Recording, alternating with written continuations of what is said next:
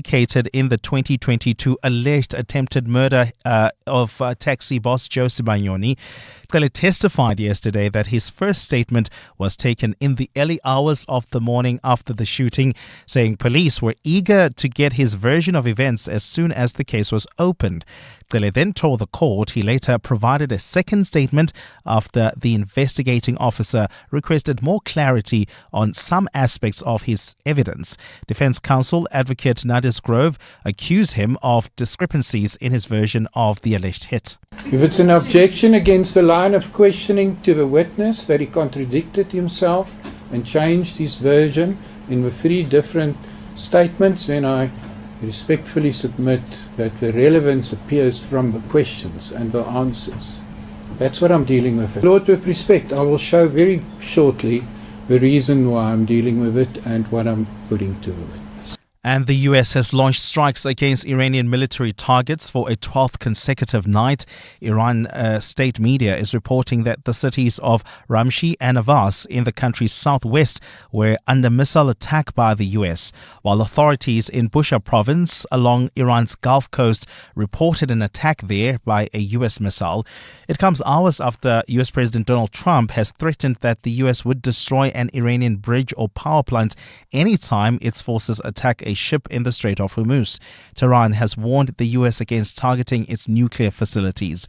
Meanwhile, speaking at a rally in support of Republican candidates ahead of the midterm elections, Trump insisted that Iran will make a deal to end the war. Because let me tell you, they're getting hit so hard and they want to make a deal. But I say they're not ready to make a deal. Because every time they make a deal, they want to change it and everything. They're not ready. They'll be ready very soon. Gold is trading at $4,128.10 an ounce. The rand is at 16.35 to the dollar, 21.90 to the pound, 18.69 to the euro. Brent crude oil is at $96.28 a barrel. There's queuing traffic on the N3 North between the Airlines Interchange and Van Buren Road. Roadworks are causing these delays. Please be on the lookout there. There's also roadworks causing a bit of a hold-up in Eldorado Park along the Golden Highway between Union Avenue and East Street. And in your sport, CAF President Patrice Motsepe confirms he will not run for the FIFA presidency. Orlando Pirates beat Las Palmas 1-0 in a penultimate preseason match. Bok coach Rassie Erasmus has released 5 players back to their franchises. And the Commonwealth Games starts in Scotland today with the opening ceremony tomorrow. A fine day in store for Gauteng, Johannesburg, starting at 8 degrees, peaking at 20, Pretoria 9 and 23, Vereeniging 4 and 21. The top story in EWN this hour, IDEC boss Andrea Johnson is expected to continue with her testimony today after proceedings were cut short due to her not feeling well. EWN, in touch, in tune and independent. For the latest, visit ewn.co.za or download the EWN app. We're calling on Joburg to walk the inner city with us. In 702 Josie My Josie Walk the Talk. Babize bonke. Enter now on primemediaplus.com. This is Breakfast with Bongani Bingwa On 702. Let's walk the talk.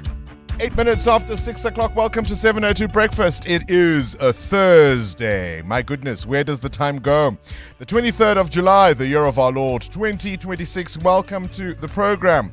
On our menu today, despite all the obvious failure around us, many South Africans are opting to not exercise their democratic right to vote. How concerned about this should we be? What does it mean for our democracy? We'll be speaking to the former Statistician General, Dr. Padi Lehotla, joining us just a little bit before 7 o'clock. And then, is the city of Johannesburg being dug, quite literally, underneath us? Imagine traveling on one of the highways or one of the major streets of Johannesburg and it all collapses because of illegal mining. Is that an alarmist thought or could it be a reality? We'll find out from a mining and engineering professor just after 7 o'clock. And then before 9 o'clock, we speak to the wonderful Msaki. This is Breakfast with Bongani Bingwa. On 702. Let's walk the talk. I'm not alone, of course. As always, I'm with my colleagues, and the A-team is now finally back together again. Muteo Kharipe, welcome back. Morning, Bongs. Thank you. You've had a good break, we hope. Yes, I have. You're looking all relaxed. As much as I have. Were you yes. sipping pink drinks with umbrellas? Far from lying on the beach? I was sipping kombucha. Doesn't quite have umbrellas, does it? No. Amuramila, good morning to you. Good morning, Bongani. Morning 702 landers. So I've got a question for you both. Mm-hmm. What are you tired of at the moment? And is it a small thing or is it a big thing? Right? To give you an example, the small things could be deciding what to cook. Maybe you shouldn't give us examples. Right? Because, yeah. Deciding what to eat for breakfast. Right? Have you ever opened your fridge and you thought, I don't know where to start. I'm just tired. Right? Doing laundry. You know how hard it is to make the bed at 3 o'clock in the morning? Oh, yeah. And to do it every day at 3 o'clock in the morning. What are you tired of? Maybe it's bigger things. Interest rates. Muteo Kharipe. Right? It's on today, right? Yes, it is. Yep. Maybe you're tired of interest rates. Maybe you're tired of the price of fuel. Maybe you're tired of endless meetings at school. You're right? The dropping and the fetching. And the going to this event and that event. And you think, where can I have my life back? These children have taken my weekends. What are you tired of this morning? Send us a WhatsApp voice note on 072 702 1702. We'll take your calls on 011 883 0702. And there's no big mystery about this. It all comes, of course, from this Matlala case. In the attempted murder trial of crime boss Vusumuzi Kat Matlala, you heard in Eyewitness News in the Johannesburg High Court, one Mzamotele, Bethwell is his English name. He's one of the people implicated in the attempted murder of the taxi boss, Joe Sibanyoni. Now, if you've watched trials, if you're interested in criminal law, you will know that under cross-examination, I need an English equivalent. Amo and Muteo, help me. Right? Bakuthi chu. Bakuthi chu. Bakubamba ngoline ngomca. Bakutsala ngomca. Right? They take you through this thing slowly. It's a slow burn. What's the English equivalent? They take you right? through yeah, the they took you process through it slowly. That's Yeah. about the best I can give you, right? Bakuthi ngoline. Right? Bit by bit by bit by bit by bit. And they poke holes into whatever version you have offered. It becomes even trickier if you've offered multiple versions, either in the statements you give to the police when you are initially questioned or investigators who follow up on your initial information. All of that comes to court. And they say, hang on, you said this one day. Oh, so which one is it? Was it what you said to the investigating officer, or was it what you said to the police at the scene of your arrest? Or was it what you are telling us today? And at some point, Mzamotele was just tired. He didn't want any of it. Have a listen to this exchange yesterday as he just says, listen, I don't care what you want to say. I don't care what you want to conclude about me. I am tired. I have had enough of all of this. Hey, my lord, mina ngikhathele manje ke. My lord, I'm tired of this now. Because sezinto eyi-1 siyale nale ngikhathele. I mean, akunala siyakhona la. I mean, my lord, you are not going anywhere. Really, I'm tired about this. Aye, my lord, I'm tired about tired. I'm really tired, my lord, about if this. kwakuyisona ukuthi ngivikele iclient nokuthi mhlambe ngenzeni, if it was a sin, my lord, to protect the client, I really, my lord, I don't know. Because it seems as if yimosi olento le. Yimosi olento le ekade iqale yonke lento le. It's like I'm the one who started the sin. And you want to usebenzisa desperation. Don't be too desperate, my friend. So really, hayi ngikhathele. My lord. No, my lord, I'm tired. Hayi ngikhathele. My lord. Yo. can't do it anymore. I'm tired. Serious. Of course, quite frustrated with the line of questioning from the defense advocate. And he says, don't be too desperate. Don't be too desperate. And of course, the truth is he wasn't desperate at all. This kind of frustration says quite a lot about Cele as a witness himself. It's one of the things you are not meant to do when you are under cross-examination. Give the best version, the most honest version that you can to the court, but you can't be seen as a difficult or even obstructive witness, right? I tell you who else is tired. Advocate Andrea Johnson. She was feeling a little poorly by the end of the day, having had heated exchanges like this one. I mean, during her testimony, she disagreed with Advocate Silo's, this is one, of course, the evidence leaders' suggestion that they had, in fact, solicited the affidavit upon which they charged people, or at least the one they used to go and charge people. It's meant to be the other way around. Somebody must come and complain. You don't go seek a complaint so as to go and charge someone. You see what I mean? And I guess this is what we got. I speak under correction. Mr. Perumal would have to answer what he got from Mr. Adams. But what we got was a 27 dated the 21st of November, 2024. That's fine. My question is, that document you're holding in your hand, IDEX solicited it from Mr. Adams. You received a letter from the minister. You then directed Mr. Perumal to act on that and contact Mr. Adams and ask him for his... Ask him. So you solicited a Section 27 affidavit from a would-be complainant. I don't agree with the solicited. Ma'am? I don't agree with solicited. We would have asked him because I'm going into the detail that's not mine and not in my head. What does solicited mean then? If you didn't solicit it, oh, you asked, did you? That's not what solicited means. You could see Advocate Mahlape Silo's expression, right? I think Andrea Johnson is tired. So all of this ultimately has to do with a complaint that was, of course, submitted by the MP, Fadil Adams. But how did he get to submit that complaint? IDEC received a letter from the Minister of Police's office, Senzo Mkhunu, saying this guy has a complaint or may have a complaint. Remember, it's the same affidavit that was used by the investigator, Brian Padiachi, who had not even seen it when he started his investigations.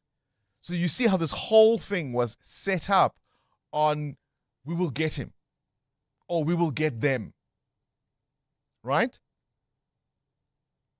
And in the same news day yesterday, we heard of the clearing of Advocate Andrew Chauke.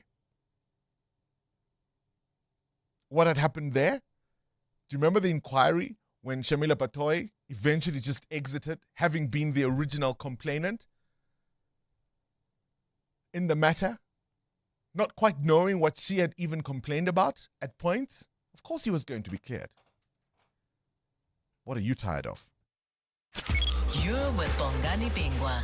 702 weekday mornings, 6 to 9 a.m. 18 after 6. Mattel, you've got a question of your own? Good morning, Bongs, and to the 702 landers. I want to know this morning, have you made a great change in your life, and how were you treated by those close to you? Did you change career paths? Did you get married, have kids, move to another country? And how did your circle treat you? It's a boring story. I've told it many a time before. When I stopped going to church, because I'd been a church man for a long time, did ruffle a few feathers. Friendships ended. You know, people who'd been near and dear were suddenly far and wide, far and away. Did some of them change their mind down the line? I guess for many who did, I didn't. I see. See how that goes? I got tired. I've always been that one to say, I don't want to get married. I don't want to have kids, you know. And so when I did get married, a lot of especially close friends were like, didn't you say?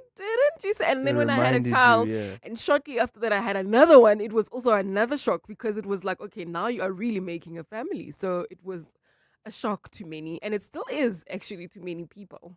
A girl can change her mind. A girl can change her mind. 702.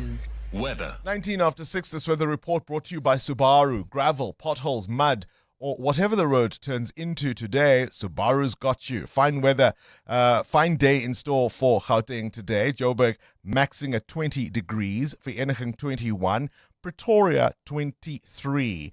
Bombela will peak at 27 degrees, Polokwane 25, Mahikeng 24. Durban is partly cloudy. You can expect some isolated showers and rain, but that will be in the evening. Temperatures peaking at 24 degrees, 21 is your high in Gqeberha. It's the same for Kukombo City and Cape Town, cloudy with a light northwesterly breeze, peaking at 16 degrees. The forecast says sunshine, but Mother Nature had other plans. Life changes, the weather turns. Little voices in the back still hoping you'll say yes. And you do, because beneath you there's a different kind of certainty in every turn and every stretch of road ahead. You don't worry about the weather. Instead, you get to enjoy every moment and every memory. That's not just confidence, it's love. Subaru carries you through life's weather. Fall in love with Subaru's all-weather confidence. Book a test drive on subaru.co.za. EWN Traffic. 20 after 6, let's catch up with the roads. I'm our first look. Well, Bongani, we've got heavy delays on the N1 South. This is just as you head towards Centurion, approaching the Brockfontein interchange N14. This is due to an accident. It's causing delays coming out of Border Avenue, so please be on the lookout there and approach with care. If you want to avoid the scene, you can still use the R21 South as well as Nelmapius Drive. Then if you are traveling on the N1 North, there's queuing traffic between the Malibongo Drive exit and Winnie Mandela Drive. There's also slow-moving traffic along Mike 1 North. This is between Boysons Road and Carr Street. That's due to peak time delays there. Please be on the lookout. We'll have more updates coming up. Stay tuned. There's more EWN on air, online, and on the EWN app. Taking part in the 702 Josie My Josie Walk the Talk this Sunday, bring Joe with you. Yes, J-O. Joe is your free AI Johannesburg companion, helping you navigate the route while uncovering hidden Josie gems along the way. You could even win a great prize, a Josie weekend experience around Main Street Sundays on the 9th of August. Use the signs along the routes to unlock fascinating facts about the city's history. Download Joe now by going to joburginyourpocketgpt.com. That's JHBinyourpocketgpt.com. Walk the talk with Joe and Josie My Josie and discover your city, one story at a time.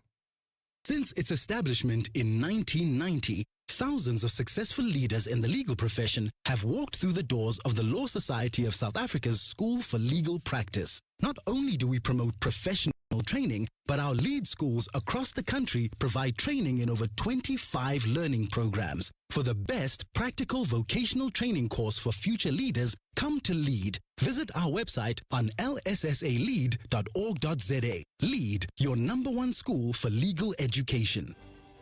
Whether it is a CCMA referral, problems with a mechanic, unfair blacklisting, or an uncontested divorce, Clientele Legal offers professional legal services to all South Africans. Our plans are affordable, and you receive up to 745,000 Rand worth of legal services per year. We cover civil, criminal, and labor-related matters. Our nationwide legal teams are standing by to support you 24 hours a day. Plus, all plans include a 5,000 Rand bail benefit. Join today. SMS LEGAL to 48721. That's legal to 48721. Clientele General is an authorized FSP and licensed non-life insurer. T's and C's online. Standard rates apply. Brush, stroke, paint, color, protect, and admire. From roof paint to exterior textures and interior silk, Warrior Paints has it all. The product range and stylish colors are amazing. And what's more, Warrior Paints has crushed prices for incredible savings. Enjoy that good old-fashioned personal service you deserve. For price, quality, variety, and service, Warrior Paints is street ahead. Warrior Paints, affordable, lasting, luxury. Well, as you know, this Sunday, it's the 702 Josie My Josie Walk the Talk. Well, the Department of Forestry, Fisheries and Environment will be walking with you. Amazing things happen when a city walks together. Cleaner, safer, that's what we want. But you've got to do your part by separating recyclables, using designated bins, and never littering or dumping waste illegally. A message brought to you by the Department of Forestry, Fisheries and the Environment, the official environmental partner of 702 Josie My Josie Walk the Talk. More on primemediaplus.com. 702. Add your voice. Have your say. Let's walk the talk. Hi, 702 lenders. Yo, Bongs. I'm tired of telling my daughters, read every day, even if it's just one page. I'm just tired. And the result of me being tired, you will see it on their spellings, on the tests. Yo, parenting, I'm telling you. Morning, Bongani. Yo, I'm tired of picking up school kids. That's what I'm tired of. And I'm tired of going to gym after that. And then I'm tired of coming back to pick up school kids. And then I'm so tired. I'm tired of doing Uber. I'm tired. I'm very tired, Bongani. I am really tired. I'm tired. I'm tired, yo. Start your day with Bongani Bingwa on 702. Let's walk the talk. 25 after 6, we're walking the talk. What are you tired of this morning? Now, things you need to know. Joburg Court is hearing the case of lawyer Karel Schoeman, who's accused of serious offences against a girl who was 13 years old at the time of the alleged incidents. Schoeman and the girl's mother are facing charges including human trafficking, rape, child abuse, and the sexual exploitation of a child. Both have pleaded not guilty. During proceedings at the Gauteng High Court in Joburg yesterday, Schoeman addressed the issue of a 25,000 rand payment made to the girl's mother, which included the cynical reference lobola. He told the court the wording was meant as a joke, and he disputes the state's claim about what the payment may have been for. It was on this day in 1996, South African swimmer Penny Haynes made history at the Atlanta Olympics, winning gold in the 200-meter breaststroke. After years of South African swimmers being excluded from international competition during apartheid, Haynes announced the country's return to the world stage in spectacular fashion. What's the strangest food you've ever eaten? Was it something that looked unusual or just sounds terrible to even contemplate? I don't know, like crocodile. I've eaten crocodile. I've eaten rabbit, which wasn't so pleasant. But did it actually taste amazing? Well, Adam Gilchrist has a fantastic story about a South Korean Michelin star restaurant owner in South Korea, as I say, who's facing possible jail time after serving a dessert topped with black ants. Prosecutors say the insects are not approved in South Korea for human consumption under that country's food safety laws, but the chef says that the customers were informed and they agreed to the unusual ingredient and they liked it. The sound of sprinklers and garden hoses will soon disappear from millions of homes across the UK. Thames Water, particularly in England, I suppose, Thames Water has announced a hosepipe ban affecting more than 10 million customers after one of the driest and hottest periods on record in the UK. For millions of fans around the world, Daniel Radcliffe will always be Harry. The actor behind The Famous Wizard was born on this day in 1989. He turns 37 years old today. Daniel Radcliffe, of course, famous for playing Harry Potter. And I wondered, because more than 20 years after the first film was introduced, particularly the school Hogwarts, right? The franchise continues to attract new fans and a new generation, proving that the magic of Harry Potter is still alive. If you could escape into a world of a movie or a book, what world would you want to go to? Matteo? What book would you want to live in? Middle Earth? No. Middle Earth. What's that, Chronicles of Narnia? Yeah, no, that's... They also had a Middle Earth thing. Oh, as well, yeah. Okay, all right. You want to go to Narnia? Yeah, I think it's fantastic. When I was 13... What do you want to do? I want to go to Ocean's Avatar. 11 or I want something. to go to Avatar. Ocean's 11 for me. Yeah, okay. All right. Amo, you happy with this world? 702. The newspapers. Escape into the world of newspapers. Swisa Zulu, what you got? Good morning, Bongani. Animal rights activists in China are taking their fight abroad after authorities tried to suppress outrage over a brutal animal cruelty case. So what happened was videos showing 4 boys, all under the ages of 14, killing a stray dog and her puppies emerged, right? And the boys apparently will not face criminal charges due to their age, but authorities tried to limit discussions online about the outrage. So people are now lobbying other activists from other countries to put pressure on Chinese authorities to take action against these boys and making sure that the discussions continue against animal cruelty in China. Oh, that sounds awful. Let's go straight to business news. EWN Business. Muteo wants to know, have you made a great change in your life? And how were you treated by those who knew you? Maybe you lost weight, or you changed your career. You got married, you got divorced, you stopped smoking, you stopped drinking. What prompts the question? Bongani Pepco, the store group known for its affordable products, is aggressively moving into fintech operations.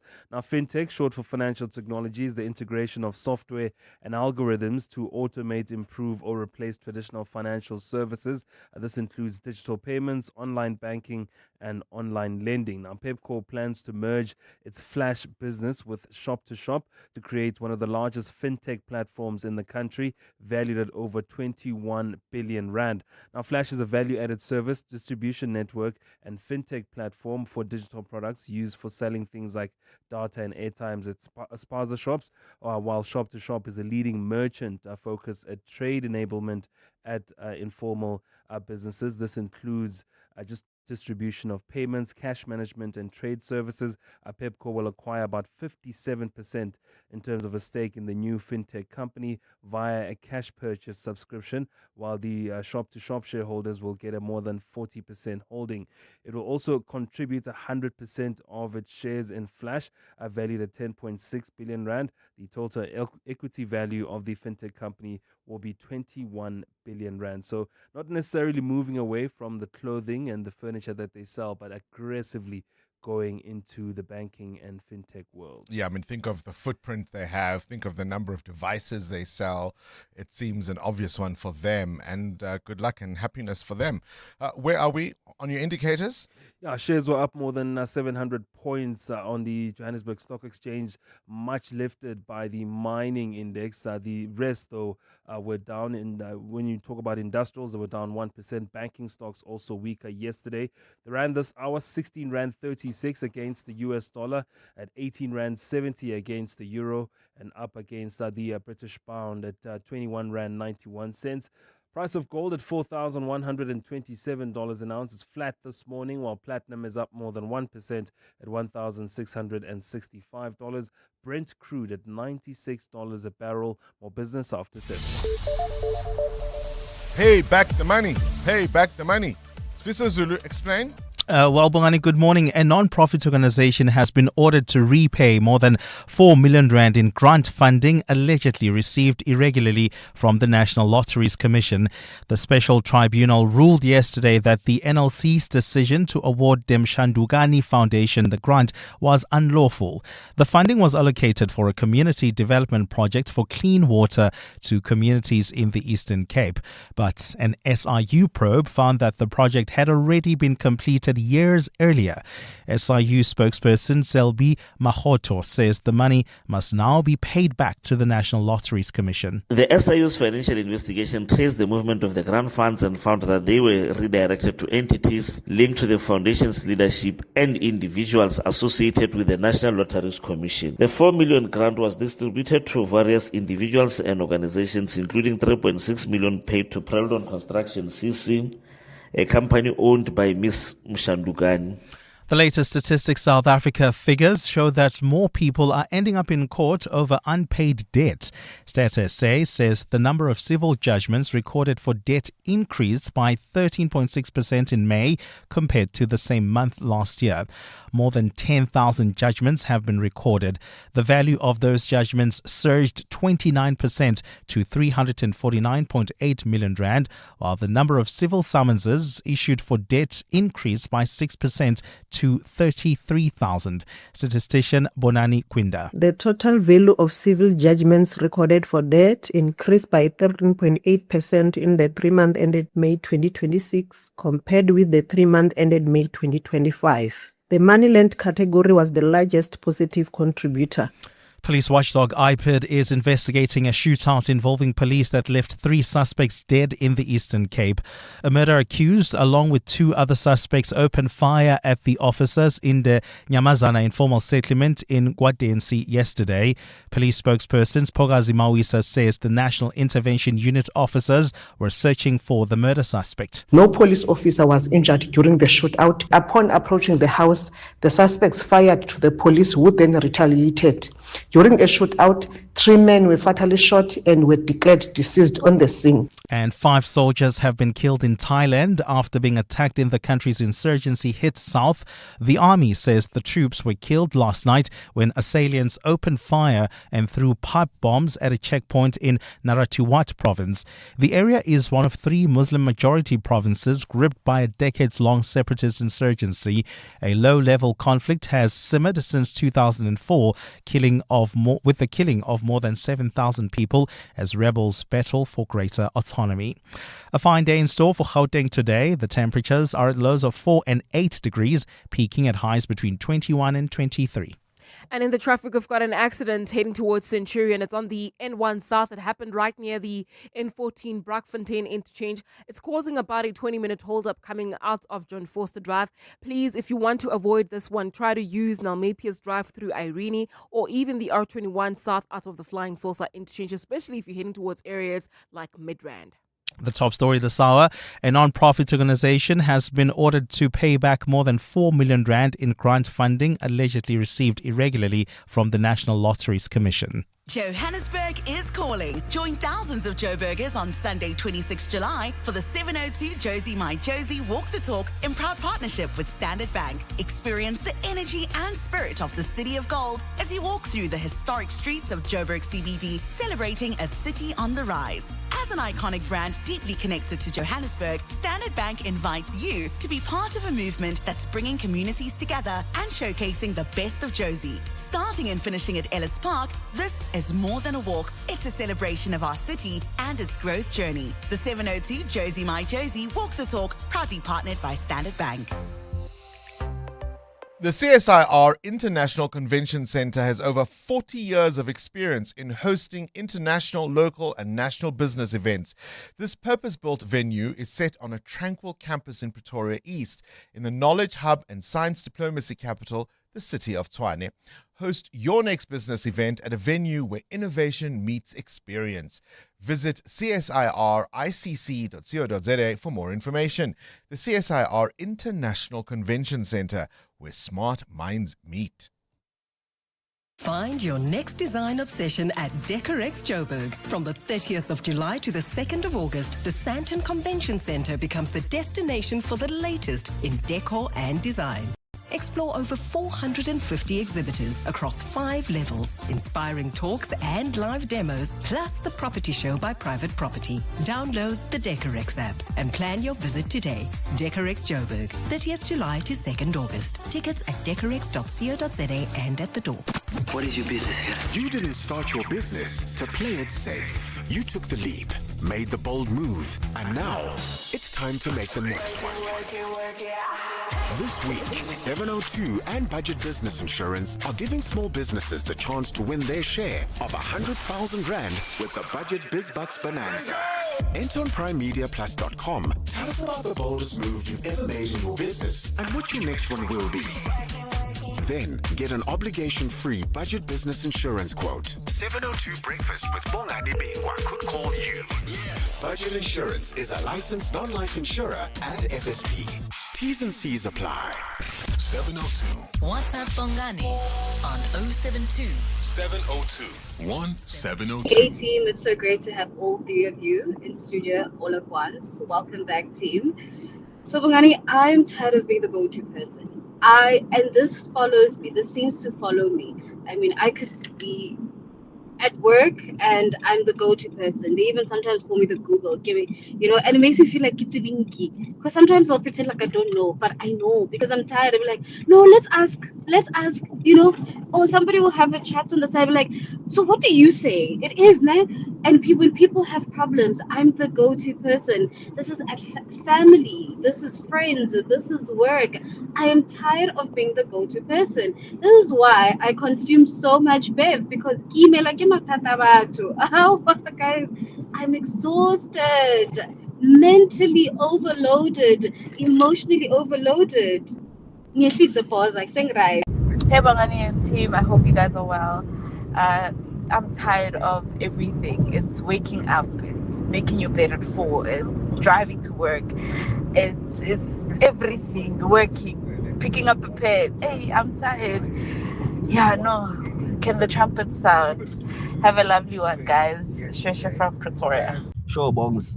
Sia from Katlehong. And I'm tired of these fuel prices now. I'm getting tired. As a e-hailing driver, asayiboni into siyisebenzelayo manje. You're just doing because you don't want to stay at home. These fuel prices are boring. Just when you think there's gonna be a relief, no, the Strait of the Hormuz is closed again. I'm starting to think this is a way of making money. Whether it's the Iranian government or it's the US government, but they're trying to make money, and it's really, really tiring. Yo. Good morning, Bongs. Good morning, Bongs. This is Alex in Benoni.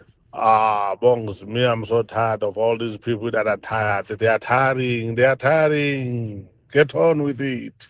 No.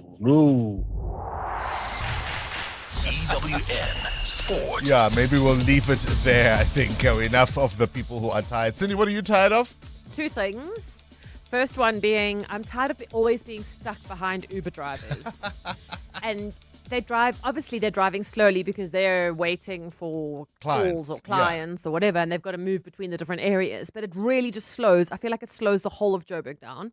And the second thing is, I'm tired of you all using AI to create your posters, your invitations, your shout-outs, your whatever. An AI-generated poster is like a ChatGPT poster. We can see it a mile away.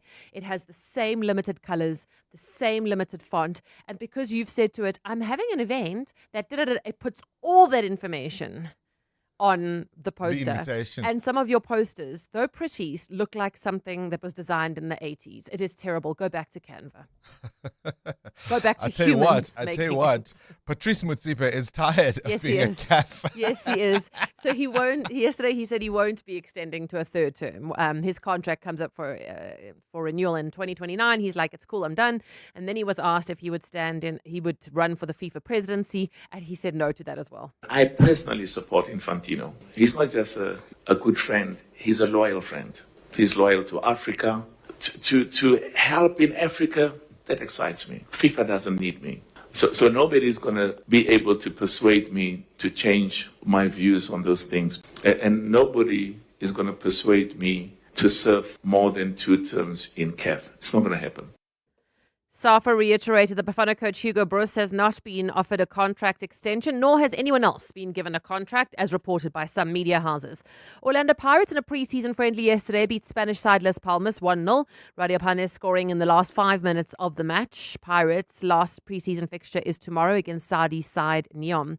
Springbok coach Rassie Rasmus released 5 players for their franchise matches against the All Blacks. Jacob Williams, Ambrose Papia, Andre Higo Fenta, Ivan Roos and Tuko Mngunu. 10 players returned from injury: Etzebeth, Diaga, Mostert, Kolisi, Feinberg, Ngomazulu and Pollard, as well as Hooker, Moody, Esterhazen and Morne van den Berg. Bach legend Bismarck du Plessis says he's looking forward to the 4 tests between the world's 2 best sides. I've never played in 4 test matches like that. I would have loved to have played, or to had the opportunity to play in a match or in test matches like that, where we played 1 or 2 against each other like that. But I think it brings the hype. I think it brings people around. I think it brings supporters around. It's going to be so awesome, hey? It's going to be so awesome. I think because I was saying this to a friend recently, and I always say it, the All Blacks bring out the best. In every side, as do the Springboks. But I feel like the All Blacks force every side to there's that subconscious psychological thing. Because also the Boks have now built up this incredible reputation. Yeah. This is not one they want to mess up. So they will play Argentina on the 8th of August, and then the first of the 4 tests against the All Blacks is the 22nd of August at Ellis Park. Commonwealth Games starts today in Scotland, but the official opening ceremony is tomorrow. Team South Africa in action today in lawn bowls, the men's singles and the women's pairs, both starting at 1:30. And then at the Tour de France, Jasper Philipsen got the 11th stage win of his career, the first at this year's Tour. Tadej Pogacar still dominating in that yellow jersey, 4.5 minutes ahead of the field. Cindy Paluta, Eyewitness News Sport. Smart business moves mean more cash flow. Switch to Outsurance Business Insurance and you could get a massive 20% discount on your business insurance premium. Here's Dr. Fahim from Matrix Dental. We were with our previous insurers for many years prior to the switch. We found that Outsurance really understood our business needs. We are happy with our premiums. I wish we had switched sooner. Get a quote to switch and save today. Visit outsurance.co.za or call 0800 60,000. Licensed insurer and FSP. TCs and information online. When you're unfairly treated by your bank, your insurer, your pension fund or financial advisor, who do you turn to when things go wrong? Well, South Africa's financial ombud system, overseen by the Ombud Council, provides free, fair and impartial dispute resolution. Visit their stand this Sunday at the 702 Josie My Josie Walk the Talk and meet the National Financial Ombud, the Phase Ombud and the Pension Funds Adjudicator to learn more about your rights to fair treatment. Go to ombudcouncil.org.za for more info. Welcome to Nando's Taste-Domonials. It's the flavor! Real reviews by real people.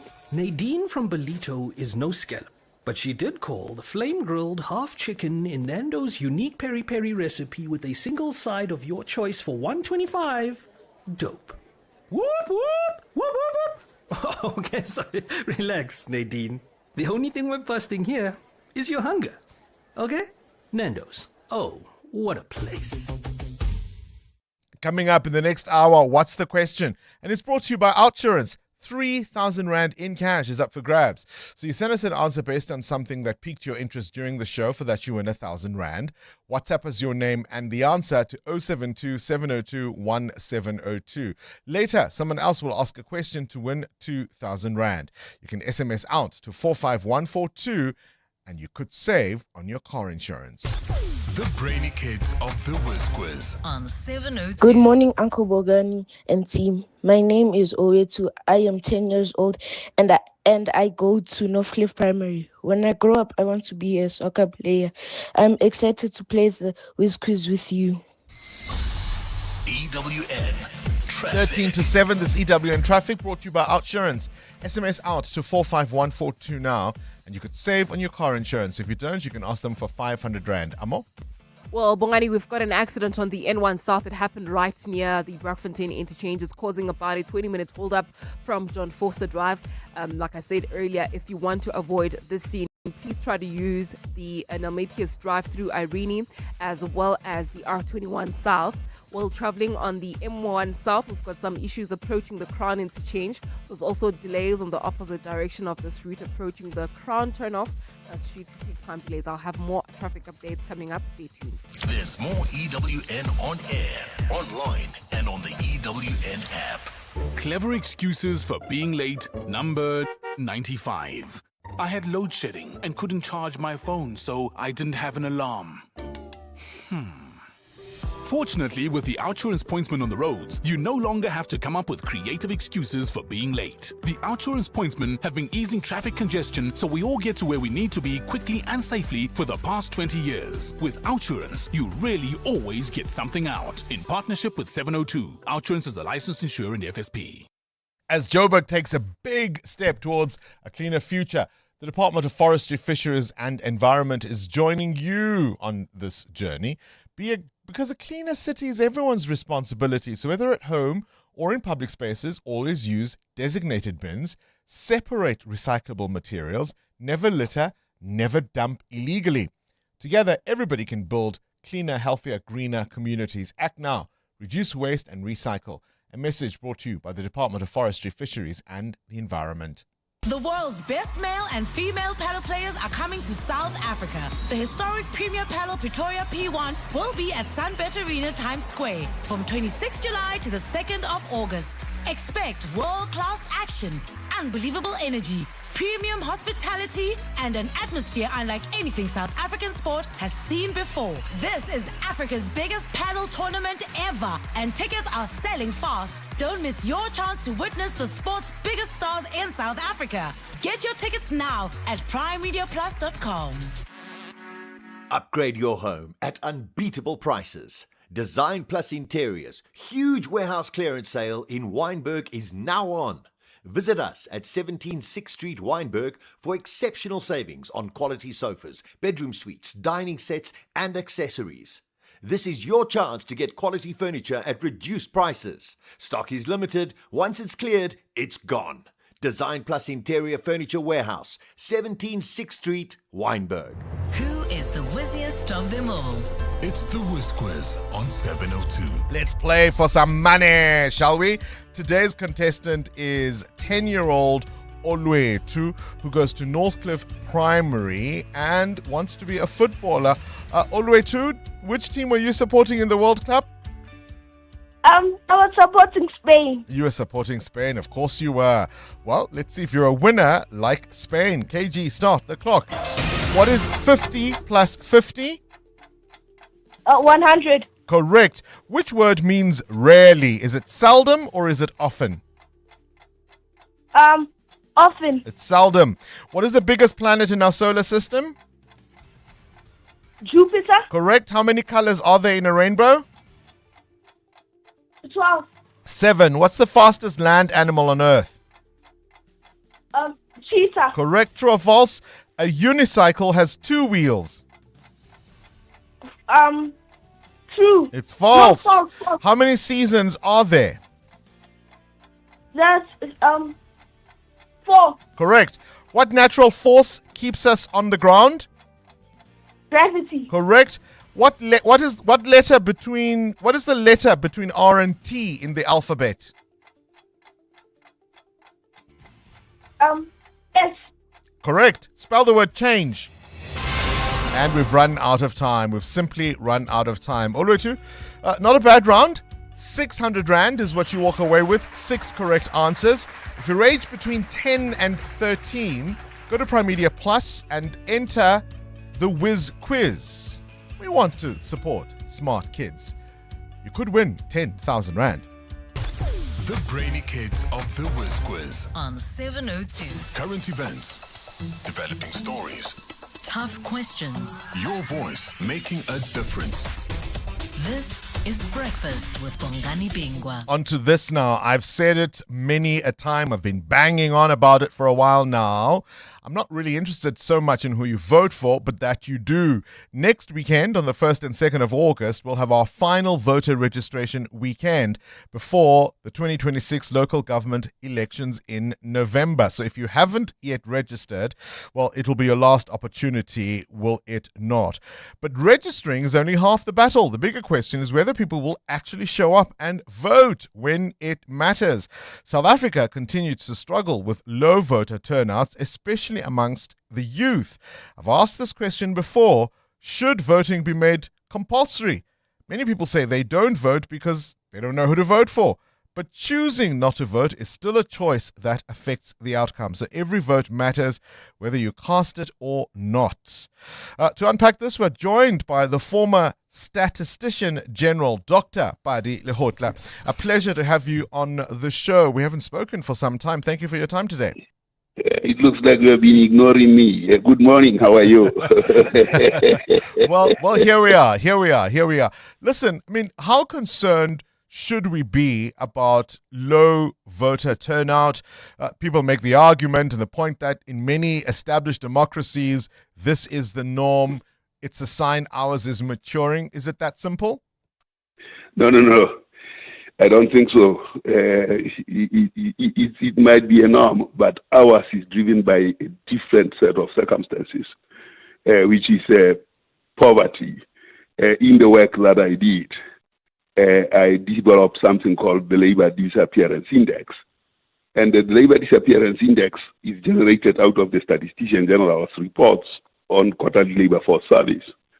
And in the last quarter of 2025, exactly 16.7 million 17.6 million people were employed against 17.6 million people who were not economically active. Out of that arises a labor disappearance index. And when you map this labor disappearance index forensically at village level, at everything, then corresponding to that is a democracy collapse. So it's not only a correlation, it's actually causality. And you can plot this from 1994 up to 2026. And then you see the labor disappearance index growing with causality of democratic disappearance. Therefore, in South Africa, democracy is disappearing. What do you as mean? A consequence. What do you mean by a disappearing democracy? A disappearing democracy is what was also found out by the paper by the HSRC, work done by the HRC on behalf of the IEC, which asked the question, is democracy working? And 68% of the population said it's not. And as they see that, then they can go and vote.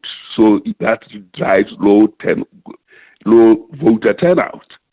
And when there's low voter turnout, there's no democracy. Because once you have a minority voting, then the parties that actually harness that minority are going to be vultures. They are going to be classical Socrates, what Socrates defines as a merchant politician who trades the plebiscite as currency, as mechanized. So you are heading into a vulture culture. The problem is when you slide into that, you never know when you'll come out. So this is a very serious problem we have to... Are you concerned, I mean, and I'll use the recent anti-migrant sentiment that has been expressed across the country and the demonstrations that have signified it. Are you concerned that, as we have seen, in fact, for a number of years now in South Africa, that people feel their voice is most heard when they say it from the streets, when it's protest rather than voting? Well, you see, when democracy disappears, the state disappears. As you would have seen that the state disappeared from the scene completely in the March on March. They were not even following. They were just confused. They didn't know what they have to say towards that. So basically, the state had just been captured by the March on March. The March on March said people should not go to, or said we are going to march. And as they did, people stopped going to work because there was March on March in the street. And usually when things like that happen, the state will say no work, no pay. There was no statement like that. So the state's power, the monopoly of power, the monopoly of force that the state has disappeared. And that monopoly of power is acknowledged by a democratic state that has the populace behind it, that goes to vote and allocates that monopoly to the state. If I understand your analysis correctly, then would it not suggest that, if anything, if there is a low voter turnout for the reasons you've outlined, in fact, it benefits the very people who have failed the would-be voters? So they will enjoy the status quo, will they not? They'll enjoy the status quo. They'll be corrupt. They will ensure that they destroy the state. It will be a vulture culture, which in the scenarios of Indula Mete is the vulture culture. Under those circumstances, there is no democracy. Can we reverse this? The question is, pardon? Can we reverse this? Well, we have to put power into the hands of the people. This is what I've done. And because the states of South Africa had given me the responsibility to give accounts of conversations of the people, I've assembled the 30-year conversations that South Africans have had. Now it's incumbent on myself and others to hand over those conversations village by village, church by church, school by school, so that people can say, this is our conversation. And then once we have that conversation, then we have to say, how do I use this data to think about what my future is? When you do that, it is too harrowing to contemplate. And I think it will excite and ensure that people claim their power. And then we go and vote. And then democracy becomes alive again. We need data. We don't need food packs and T-shirts. We need data to activate democracy. Strong words. Dr. Pari Lahutla, the former statistician general. 702. Coming up, the big interview. The big interview focuses on illegal mining, particularly in the city of Johannesburg. Reportedly, Zamazamas are digging under roads and bridges in search of gold. And it's raising fears about the safety of the city's infrastructure. We'll unpack the risks and what it means for Joburg's future with mining engineering expert Professor Henny Grobler from the University of Johannesburg. It's 7 o'clock. This is EWN. Police block a planned cash in transit heist on the East Rand, and the state vows to reveal explosive evidence against Nosiviwe Mapisa-Nqakula. Good morning, I'm Sfiso Zulu. 7 high-caliber rifles, including 3 belonging to the SANDF, have been seized during a raid at a house in Davidton. Police say the discovery follows intelligence about a group allegedly planning a cash-in-transit heist in Ekurhuleni. Officers also recovered explosives, ammunition, a hijacked BMW, and other items believed to have been intended to be used in the planned robbery. Mongezi Koko has more. A joint operation involving the Ekurhuleni Metro Police, the SAPS Highway Patrol and Crime Intelligence led officers to a house in Davidton where the weapons were allegedly hidden in the ceiling. Police say a 41-year-old suspect was arrested and will face charges including the illegal possession of firearms, ammunition, explosives and a hijacking. The EMPD's Millicent Gekana says the suspect could be linked to a cash-and-transit syndicate across Gauteng. Members received an intelligence about a group of suspects who were allegedly planning to commit a cash-in-transit robbery. The information led the members to a safe house in Kumalo Street where they recovered 7 unlicensed high-caliber rifles, 3 of which were confirmed to belong to SANDF. The investigation continues as police work to trace other suspects believed to be involved in the alleged plot. Mongezi Koko, Eyewitness News. The state in the case against former National Assembly Speaker Nosiviwe Mapisa-Nqakula says it will produce evidence to show that she used code words linked to her ancestral calling to solicit bribes. The former National Assembly Speaker is on trial in the Pretoria High Court on corruption charges. She's accused of soliciting and accepting bribes of 4.5 million rand from an SANDF contractor. At the time, between 2016 and 2019, Mapisa-Nqakula was Minister of Defence. Khomotso Modise has more. During its opening address yesterday, the state beamed a PowerPoint presentation where images were used to demonstrate the alleged criminality. According to the state, the WhatsApp messages between Nombasa Ntondo Ndlovu, the sole director of Umkhombe Marine, and Nosiviwe Mapisa-Nqakula will reveal that the former minister would call the contractor to her home under the guise of having an ancestral message for her before requesting a bribe. The state also claims code words such as Impepo, known as African sage, wig, Barkos, and snuff were used to conceal the requests for cash. Prosecutors say the final payment of 100,000 rand that the contractor made to the minister was prompted by a message that said the minister's Indumba, her sacred hut, did not have any more medicine. Khomotso Modise, Eyewitness News. Head of Investigating Directorate Against Corruption, Andrea Johnson, has been accused of misusing her powers to go after senior crime intelligence officers. Johnson made her second appearance at the inquiry yesterday, where she was questioned around her motives to authorize an investigation into senior crime intelligence cops.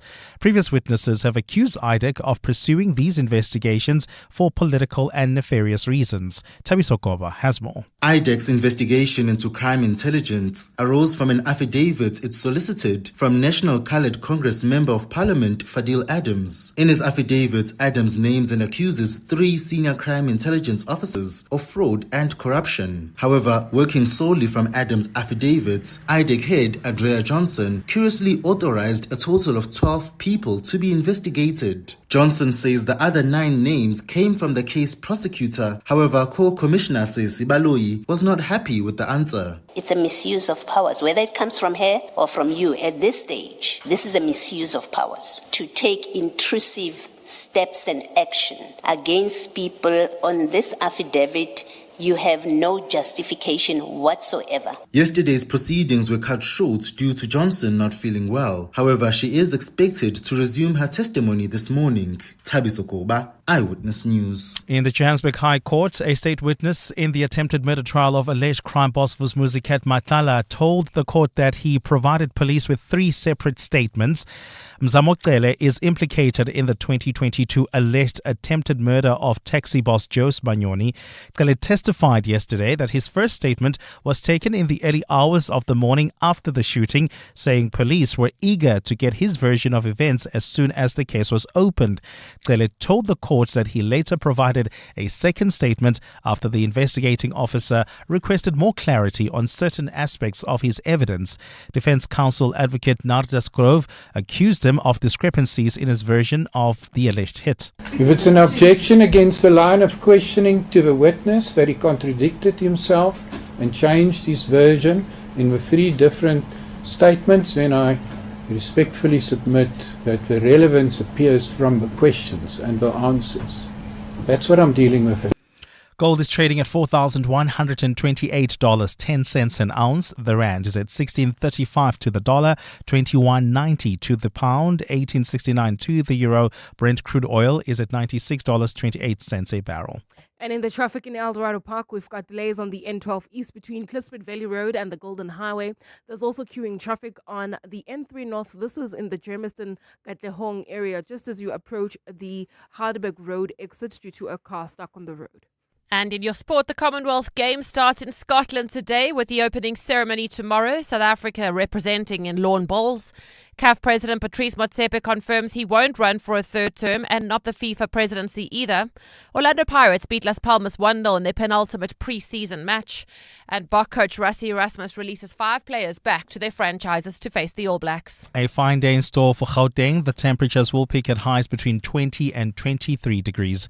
The top story in EWN this hour: 7 high-caliber rifles, including 3 belonging to the SANDF, have been seized during a raid at a house in Davidton. EWN, in touch, in tune, and independent. For the latest, visit ewn.co.za or download the EWN app. Joburg is more than just a city. It's an energy that connects us all. That's what makes this one so special. In 702, Josie My Josie Walk the Talk, hosted by the City of Johannesburg. Enter now on PrimeMediaPlus.com. This is Breakfast with Bongani Bingwa on 702. Let's walk the talk. 7 after 7. I mean, some of the questioning Andrea Johnson faced yesterday at the Madlanga Commission of Inquiry, you could argue, was technical, right? It's all about the National Prosecuting Authority Act and what it says is required before IDAC can prosecute a case against someone or even investigate them. At issue, it would appear, IDAC received a letter from the Police Minister's office to say the Member of Parliament, Fadil Adams, might have information. And so it was on that basis that they pursued action against very senior police officers. They went to go and ask for the complaint versus the complaint coming the other way around. And advocate Andrea Johnson sought to distance herself from that decision. But of course, the commission chair, Justice Madlanga, was having none of it. It's yours, Advocate Johnson. You are the one who gave an instruction to Chief Perumal to contact Mr. Adams. So Ms. Sillo's question relates to that. That has nothing to do. Mr. Perumal would then have been the actor on your instruction. That's where the question is. It has nothing to do with what Mr. Perumal then did down the line. So please do not deflect the question and refer to what Mr. Perumal would have done or not done. Can you please respond to the question? Then we would have obtained the statement. At your instance, that's the substance of the question. That is correct. That's what Ms. Silo means when she says to you, so you solicited the affidavit, because what came out of your instruction that please contact Mr. Adams was the submission of the Section 27 affidavit. So it's on that basis that Ms. Silo is suggesting to you, you solicited that affidavit. Do you now agree? I agree. And then it was a lesson on the law. Studies. In fact, across the board within legal studies, you go to your law of delict, you go to even criminal law, your culpable homicide, you encounter the reasonable test across the board. So how you could mix the subjective test and the objective test completely escapes me.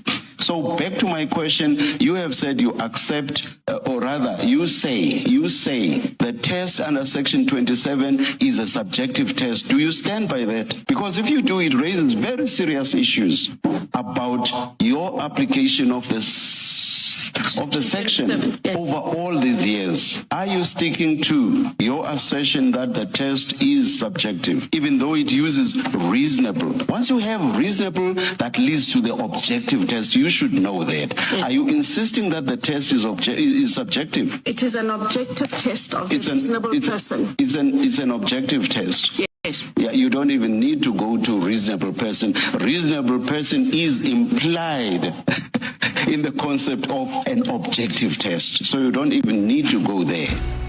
This is Breakfast with Bongani Bingwa on 702. Let's walk the talk. Drama's happening all around us. Listen to this. A flight home from that historic rugby victory turned into a medical emergency when the junior Springboks team doctor had to step in to save a passenger's life. So on Monday, whilst travelling from Johannesburg to Cape Town after the team's World Rugby Under-20 Championship win, Dr. Clement Plaatjes responded when a woman went into cardiac arrest on board the plane. He performed life-saving medical interventions, helping stabilize her before the aircraft turned back and landed at OR Tambo International Airport, where emergency services were waiting. And a building with perhaps one with a connection to one of history's darkest moments has been given a completely new purpose. It's now a police station. The property in Austria was where Adolf Hitler was born in 1889, and it's been transformed by authorities there in an effort to stop it becoming a site of pilgrimage for neo-Nazis, and those, of course, who do not want to confront the country's Nazi history. Hitler lived there only for a few weeks as a child before his family moved away, but the building had become the subject of years of debate about what should be done about it. On this day in 2011, the music world lost Amy Winehouse. At just 27 years old, the British singer-songwriter died at her home in London from accidental alcohol poisoning after a period of abstinence. Known for her powerful voice, her hits Back to Black, Rehab. She won, of course, 5 Grammy Awards in 2008, including Record of the Year and Song of the Year. It's also the birthday of Michelle Williams, known as the third member of Destiny's Child. 702. Up next, the big interview. Good morning, Mohan. Good morning, team. You know, I'm concerned by what Palili Hotler just said, that democracy is disappearing. It's a very, grim picture he's painting. And I think it's also, due to, the professional class not being interested in politics. For example, Bongani Bingwa and other people who are, supposed to be in politics are not interested. That's why you have all these criminals and thugs in parliament.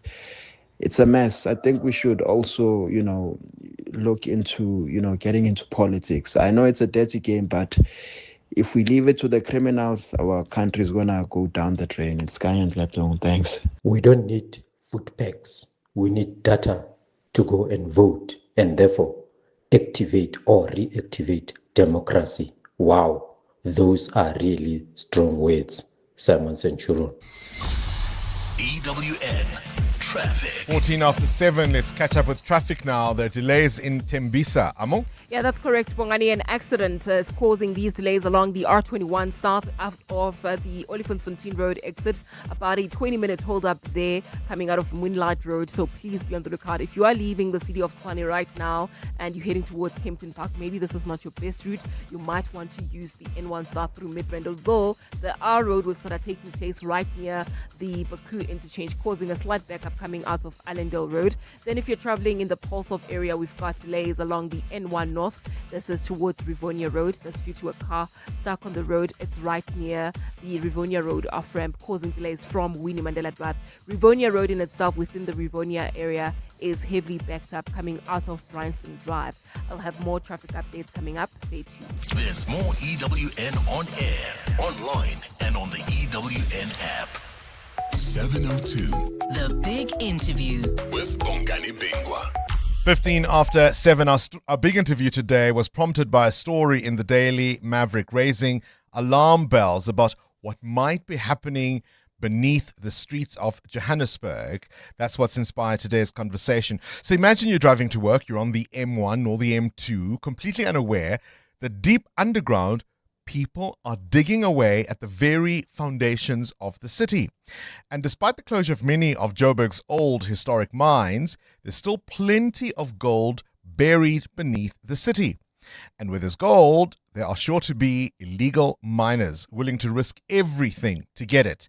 They're stripping away the underground pillars designed to support the surface, leaving behind a growing threat of sinkholes, collapsing roads and weakened bridges, and of course, failing infrastructure.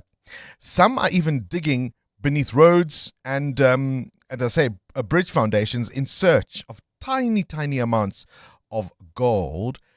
And this is a well-publicized phenomenon. There are books that have been written about it. There have been investigations that have been done. I remember once or twice, even when I was at Carte Blanche, we focused on this, and as a conversation we have. And it seems to me at times the authorities are looking the other way.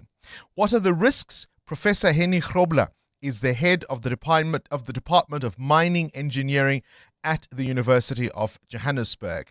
He's also the president of the International Society for Mine Surveying. Prof. Grobler, very good morning to you. Thank you for your time. Welcome to 702 Breakfast. Good morning, Bongani. Thank you for the time. I mean, if anybody knows about the risks I've just outlined, it would be you. Well, I don't think I'm the only one. I think this risks and hazards that's involved in this is a well-known phenomenon. Like you said, it's not really new news. But the problem is that people think illegal mining is a criminal activity, but they don't understand that this is a slowly creeping and legacy hassle with engineering, and the structural side of, like you say, the infrastructure that is not going away. It's just getting worse and worse every day. And it's obviously not the whole Johannesburg, so sure, people don't have to start moving now. But there are areas in Johannesburg that are completely being undermined and destroyed, and nobody knows about it. All right, so that's why I thought it was important for us to have somebody of your expertise talk to us, because it would be easy perhaps for a radio host like myself to sound alarmist.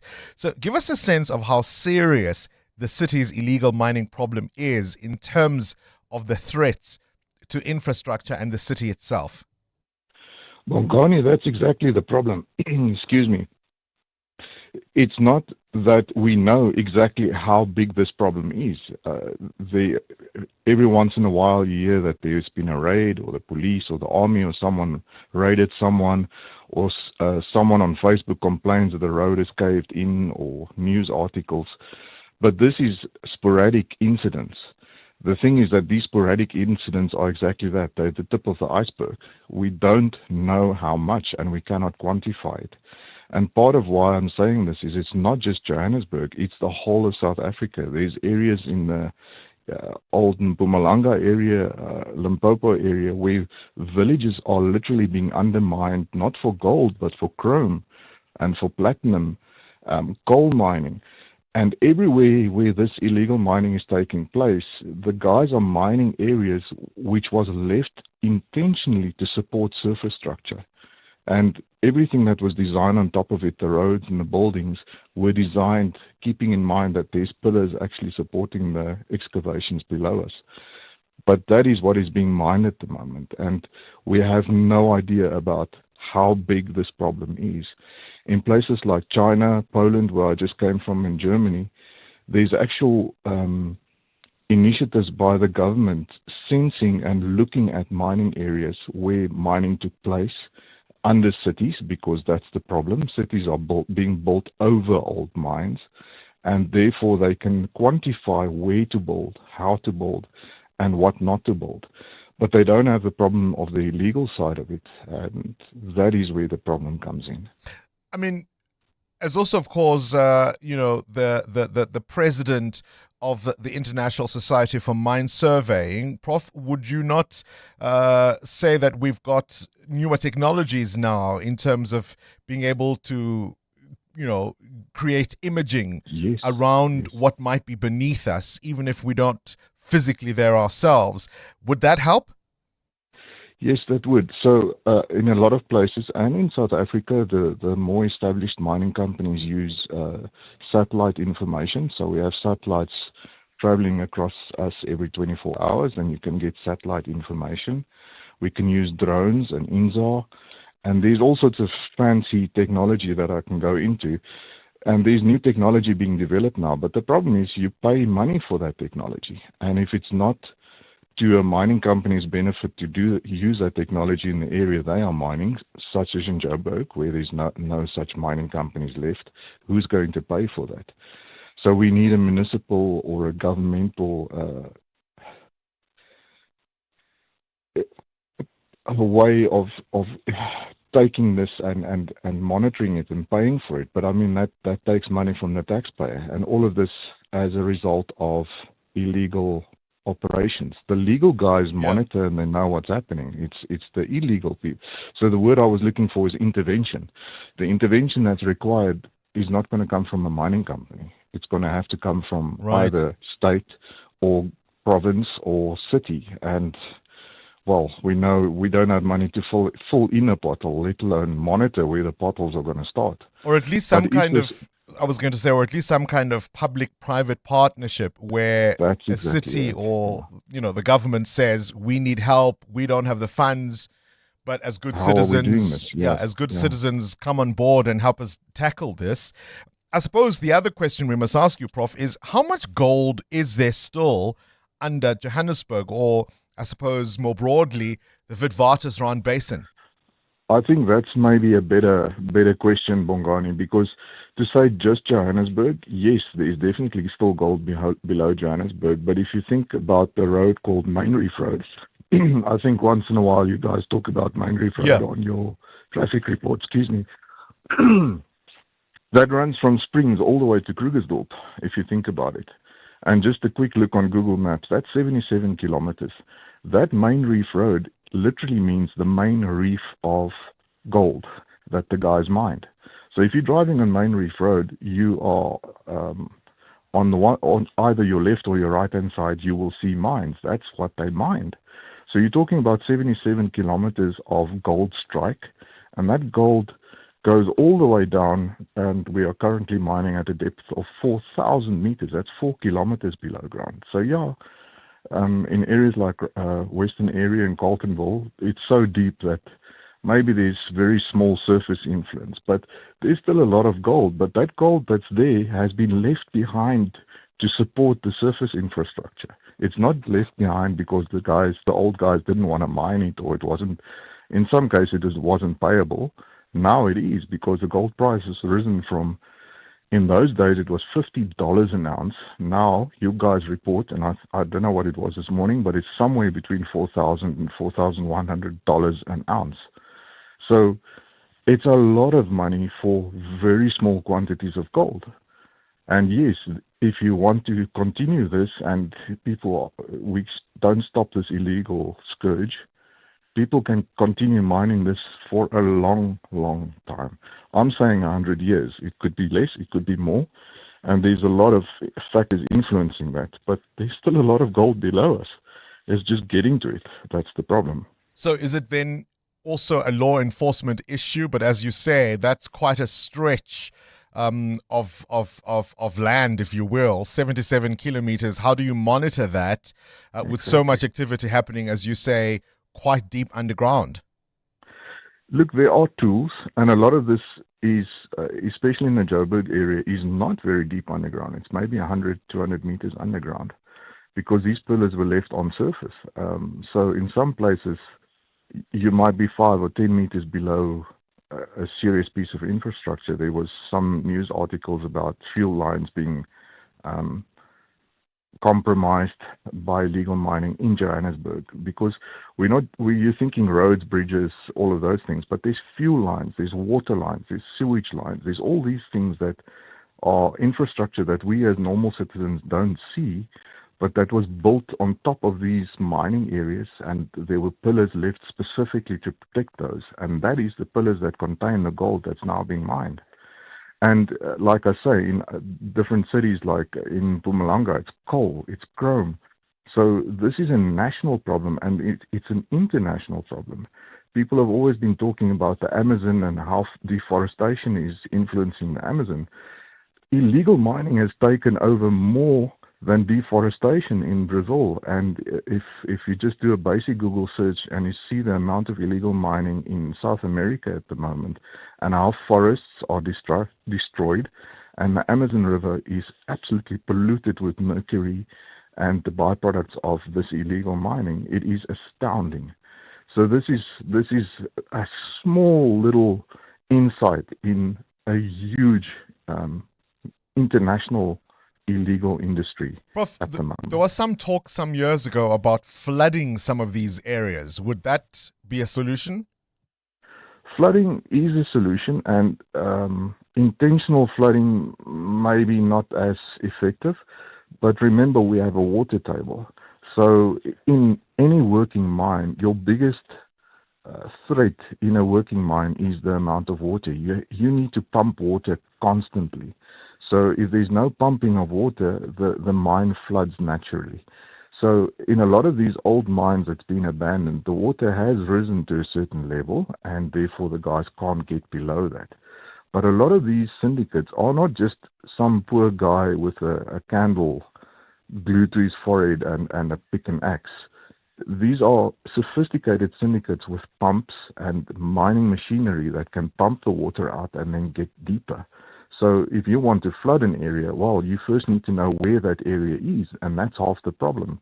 The police and the SADF, I have no insight into it, but as an outsider looking inside, how do you fight someone if you don't have a map to start off with, if you don't know where the issues are? You can only go somewhere when someone says, oh, here's a pothole, or look at what's happening to the M1, or look what's happening here. But that's only when there's a problem. The 90% of what is happening at the moment remains unseen and gets abandoned after they've mined it, and it then remains unseen. And that is our biggest concern, because now, 20, 30 years from now, you want to now develop someone or something there. Let's say we've got enough money to build a new school or a new hospital, and nobody knows that where they are building, there's actually something below them that hasn't been mapped, hasn't been quantified. And after you've built it, well, it's a time bomb. It can be destroyed or damaged with loss of life at any point.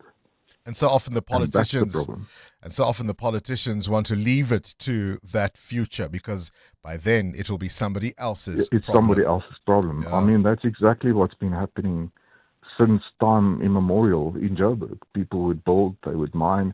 Well, okay, we'll fill this hole up. It looks fine. With the knowledge of the time, it looks okay. Let's build on top of it. And nobody ever thought that the gold price is going to go to $4,000 an ounce. I can promise you that. People just thought, oh, we'll leave it. Nobody's going to come back into this. Well, they're back. And now they are. Professor Henny Grobler, the head of Department of Mining Engineering at the University of Johannesburg. EWN Business. Talking of the gold price, Mateo Kharipe is here to tell us about that and more.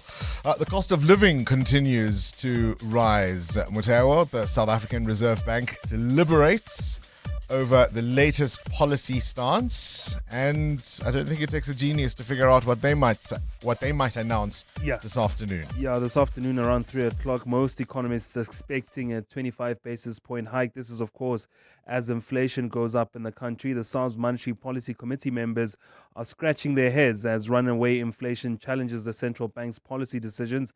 Inflation quickened to 5%, higher than the 3% set by the central bank. One of the biggest reasons for that increase was higher fuel prices, which jumped by more than 34% compared to 2025. This lifted transport costs and was largely driven by higher global oil prices caused by the conflict over the Strait of Hormuz. Consumers also paid more for electricity and things like water and municipal services. Food prices also increased slightly, although they remained relatively low compared with May. Consumer prices increased by 0.7% in June, meaning households continued to feel the pressure from rising everyday expenses. Now, repo rate is currently at 7% and the prime lending rate at 10.50%. If lifted by 25 basis points, it'll cause more strain for South African households. That decision, of course, from Lesija Kganyago at around 3 o'clock. Vumanibo, asivumi. Vumanibo, asivumi. Where's the rand? Oh, the rand at this hour, 16.36 against the US dollar, holding its own this morning in the green at 18 rand 71 against the euro, 21 rand 91 cents against the British pound. Price of gold is flat this morning at $4,123 an ounce, while platinum is up more than 1% at $1,660. Brent crude up 1% at $96 a barrel. More business after 8. Caught! He's been busted! Tell us more. Swissa Zulu. Bongani, good morning. Free State Police have arrested a fugitive wanted in connection with the murder and robbery that happened in Bloemfontein almost 20 years ago. Patrick Machuto had been on the run since 2015 after failing to appear in court. Earlier this month, officers traveled to the northwest after receiving information about Machuto's location. They found the 49-year-old had recently been arrested for a separate assault case in Leruche and was due to appear in court in connection with that matter. The police's Mahlomola Karedi. On 21 July 2026, the investigating officer confirmed Machuto's court attendance in Lihuruzi, prompting the Free State team to immediately depart from Bloemfontein, where they executed the long-standing warrant of arrest. The suspect was immediately booked out and transported back to Bloemfontein, where he will face charges relating to the 2007 Kopanung murder and robbery. A woman accused of defrauding the Mfuleni municipality is expected back in the Fundal Bail Park Magistrates Court today after her latest bid for bail was dismissed. 25-year-old Janitha van Reenen faces a fraud charge linked to the alleged theft of about 400,000 rand. The case was reported to police by slain municipal financial clerk and whistleblower Martha Rantsofu, who was murdered execution style earlier this year. Van Reenen has now been denied bail twice, with the court recently finding that the information she presented in her latest bail application did not amount to new facts. Nkoskona Malingamnisi reports. The state alleges Van Reenen falsely claimed she could help residents secure discounts on outstanding municipal accounts, collected money from victims but never paid it over to the municipality. It's also alleged she submitted fraudulent claims to the municipality, which paid her around 424,000 rand that never reached the intended beneficiaries. Prosecutors successfully opposed her bail application, arguing she had failed to present any new facts and remained a flight risk because of inconsistencies around her residential address. The court agreed, finding it would not be in the interest of justice to release her on bail. The matter returns to court today after being postponed for further investigation earlier this month. Eyewitness News. The latest Statistics South Africa figures show that more people are ending up in court over unpaid debt. Stats SA says the number of civil judgments recorded for debt increased by 13.6% in May compared to the same month last year. More than 10,000 judgments have been recorded. The value of those judgments surged 29% to 349.8 million rand, while the number of civil summonses notices issued for debt increased by 6% to more than 33,000 rand. Statistician Bongani Bingwa. The total value of civil judgments recorded for debt increased by 13.8% in the 3-month ended May 2026 compared with the 3-month ended May 2025. The money lent category was the largest positive contributor. And the US has launched strikes against Iranian military targets for a 12th consecutive night. Iran state media is reporting that the cities of Ramish and Avaz in the country's southwest were under missile US attack, while authorities in the Gulf Coast reported an attack there by US missiles. It comes hours after President Donald Trump threatened that the US would destroy an Iranian bridge or power plant anytime its forces attack a ship off the Strait of Hormuz.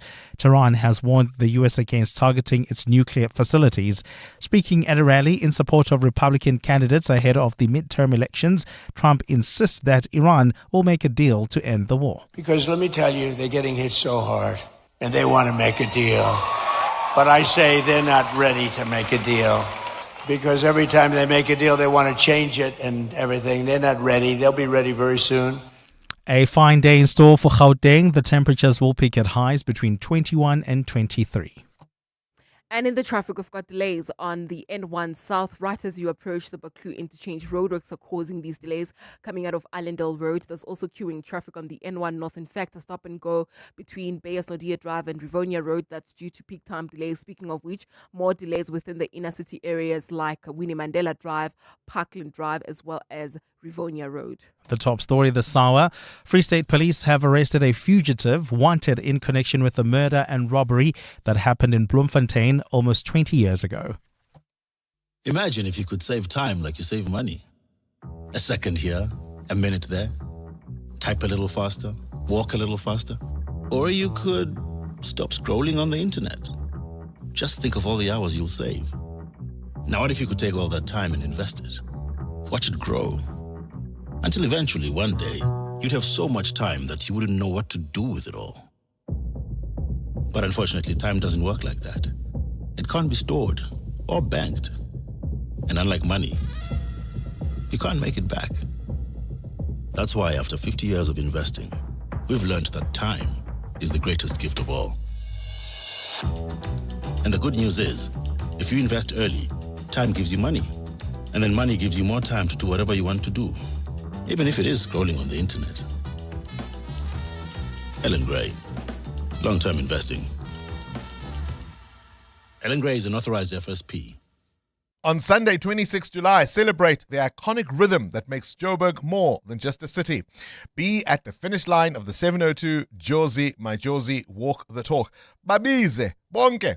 Because this epic walk through the inner city will all come together with some of Joburg's favorite artists, such as Babalwa M, Lebza Develen, The Buhle, Nomfunda Mo, Sam Deep, Citizen Deep, and Manana. But is he deep? After you've taken the scenic route, join us at the finish line for an afternoon of fun and relaxation. 702 Jozi My Jozi, Walk the Talk, hosted by the City of Johannesburg.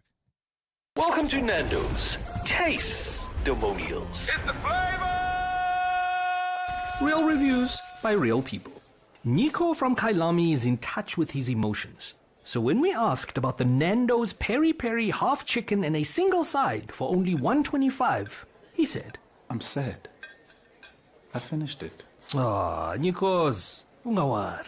Because this chicken season has more episodes. Nando's. Oh, what a place.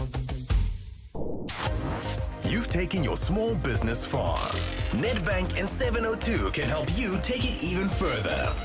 How important is it that a campaign like Nedbank Business Ignite recognizes not only entrepreneurs, but people who solve problems? It is important because being an entrepreneur can be a lonely journey. You go through a lot of challenges, and when you do have those victories, there's no one to recognize you. And this competition definitely does that, to recognize the good that the entrepreneurs have done, their achievements. And what we're doing differently this year, we actually decided to touch base with our past winners. We shot a vodcast, and people can go and actually watch those and actually catch up with our past winners to find out out what they've done since winning the competition. I mean, my mind was blown in terms of what these guys have achieved. See money differently. Nedbank, an authorized FSP and registered credit provider. 702 WhatsApp Bongani on 072 702 1702. Anonymous from the East Rand. We lived for 7 years in a certain part of Benoni near Pitfontein, and my son's bedroom closest to that side, he'd be woken up by explosions all night by the Zamazamas in the area. There's bodies lying on the road covered in white sheets on the way to school in the morning. If you get stuck on that patch at Pitfontein, you probably will not make it. It's absolutely ripe. You just see miners with gold running through the streets with police watching. I mean, it's absolute mayhem. People can hear them mining underneath their offices in the area. I really don't know how we're still standing on the East Rand. Morning, Bongani, Charlotte and Rhodoport. You know, I saw Prof. Grobler demonstrate the risk of the illegal mining. I think it was on Checkpoint, using water bottles, and he was showing the pillars that are left underneath supporting the surface structure, as he has mentioned, and demonstrating what the illegal mining is doing to those pillars and the risk that comes with that. And it was very scary. I mean, if that thing is not attended to urgently by all the stakeholders, honestly, disasters are coming. Thank you. Great show. Good morning, Bongani. The Mall of Africa could fall into a sinkhole, into oblivion, and the politicians would do nothing about illegal undermining because they are benefiting from it through the structures that have been put in place to police it. That is the irony of the matter and the reality of the matter. This is Hendrik from Pretoria. Morning, Bongani. Bongani, with the issue with the mines, can't they just fill them up with concrete, sand, concrete, and rocks, and just fill them up? That way, nobody can go in anymore. Just close it up with a whole lot of concrete and rocks and sand. Hey, Bongani, your interviews today are very sobering and very heavy concern about the state of our city, the state of our country. Both of them, from the former Auditor General and from the mine expert, Dr. Grobler, they just put the sour taste in your mouth. KK from Rhodoport. KK from Rhodoport, I think that point is to vote, right? Even Hendrik says it's a question of leadership because some of the people who look the other way may well be benefiting from this activity. Professor Grobler, they're telling us that when some of these mines were closed, it was no longer profitable to operate there. But nobody ever anticipated gold prices around $4,000 an ounce. So what it then says is that the old mining companies could come back and mine there, but the reason they don't is because of the threats to the infrastructure. And surely, cost should not be enough reason for us not to do it. But it's a question of leadership to be able to put all stakeholders together in one room and say, guys, let's solve this problem collectively. Law enforcement, the private sector, and of course, the state. You want that leadership? Best you vote for it. 702. What's the question? What's the question is brought to you by Outsurance. Your chance to win up to 3,000 Rand in cash. First, 1,000 Rand for the answer, and then a little later, 2,000 Rand if you can give us the question.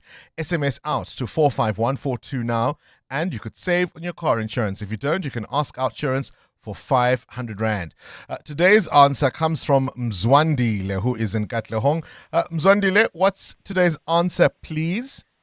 Good morning, Bongani. The answer is Michelle Williams. Michelle Williams. Mzwandile, 1,000 Rand coming your way, all thanks to Outsurance and 702. There we go. We've got the answer for today. Michelle Williams is the answer. What's the question? Call us if you know on 011 883 0702. EWN Sport. Right, Cindy Polita, we were moaning yesterday about the end of the World Cup and the end of Wimbledon. Yes. And no, there's nothing left for a few weeks. Yes. The misery's over. And then the gods If you're delivered. a sports fan, The gods delivered and gave us lawn bowls at the Commonwealth Games today. I love lawn bowls. I can't tell you how exciting it is. It's like, I'll never forget there was once was it a bronze medal match or it was South Africa. I'm so sorry that I forgot that we have won a medal in lawn bowls. And it was just so exciting. And we were all watching it in 702 Newsroom and we were all upstairs. And I remember David O'Sullivan was on air and we were like, are they going to get it? Is it going to get close to the white ball? It's exciting. The Commonwealth Games starts today. It ends on the 16th of August. South Africa's got 112 athletes across 10 sporting codes. Today, as we said, the men's singles and the women's pairs from 1:20 p.m. this afternoon. CAF President Patrice Motsepe says he won't run for a third term after 2029 and isn't interested in the FIFA presidency job either. I personally support Infantino. He's not just a good friend, he's a loyal friend. He's loyal to Africa. To help in Africa, that excites me. FIFA doesn't need me. So nobody's going to be able to persuade me to change my views on those things. And nobody is going to persuade me to serve more than 2 terms in CAF. It's not going to happen. SAFA dismissed reports that Bafana coach Hugo Broos has been offered a contract extension. Orlando Pirates beat Spanish side Las Palmas 1-0 in last night's preseason friendly. Radio Panes scoring in the 85th minute. Premier League champions Arsenal will start the season without defender William Saliba, who has a back injury. Gunners' first game is August the 21st against Coventry, while Phil Foden has extended his contract at Manchester City to 2030. The Springboks next face Argentina on the 8th of August in Buenos Aires. Argentina's fly half Thomas Albornoz will face a disciplinary hearing for an altercation with referee Angus Gardner after the England game. After the Boks have played Argentina, they then take on the All Blacks in that 4-test greatest rivalry. Bok legend Bakkies Botha on what makes the rivalry so special. If you talk to any supporter or any player, pick a game, or pick a game in your career, they will always say, yes, that All Black test or that Springbok test. And that's what it's amazing. But I must say, with humbleness, it's amazing to be a Springbok supporter this last couple of years, because Rassie is doing amazing stuff. The players are buying in, and that's very much important for the team and for the country as well. Springbok coach Rassie Erasmus released 5 players for their franchise matches against the All Blacks. Yaku Williams, Ambrose Papia, Andre Higo Fenta, Evan Roos and Tuko Ngunu. Cindy Paluta, Eyewitness News Sport. Drivers, winter fatigue creeps in faster than you think. That heater may keep you warm, but it can also make you drowsy. Crack a window. Take your rest breaks seriously. Stay fresh, stay focused, because when you're behind the wheel of a heavy vehicle, fatigue doesn't just risk your life, it risks everyone's. So stay alert, stay visible, and stay safe. This message is brought to you by the National Department of Transport. Johannesburg is calling this Sunday, 26 July, thousands of Joburgers walking in the 702 Jozi My Jozi Walk the Talk, proudly partnered by Standard Bank. The historic streets of the CBD starting and finishing at Ellis Park, a city on the rise and full of possibility. Jozi comes together. Register now for the 702 Jozi My Jozi Walk the Talk. Standard Bank is an authorized financial services and registered credit provider. Head to Dis-Chem for your best winter buys. Look out for the yellow label to enjoy bulk savings on Better Rewards brands. Swipe your Better Rewards card to save 108 Rand on 5 packs of Always Maxi Dreams 18-pack pads. Now only 166 Rand 49. Plus buy 2 Organics 1-liter shampoos or conditioners for only 144 Rand. Save 55 Rand. Valid until 9 August at Dis-Chem. Better health starts here.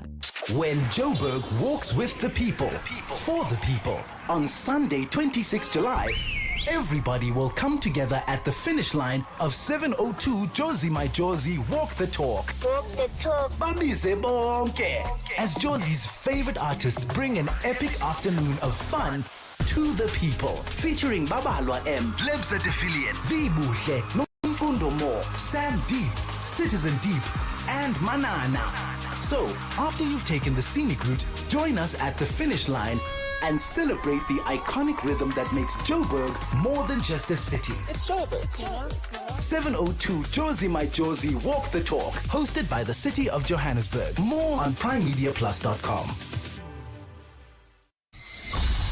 EWN Traffic.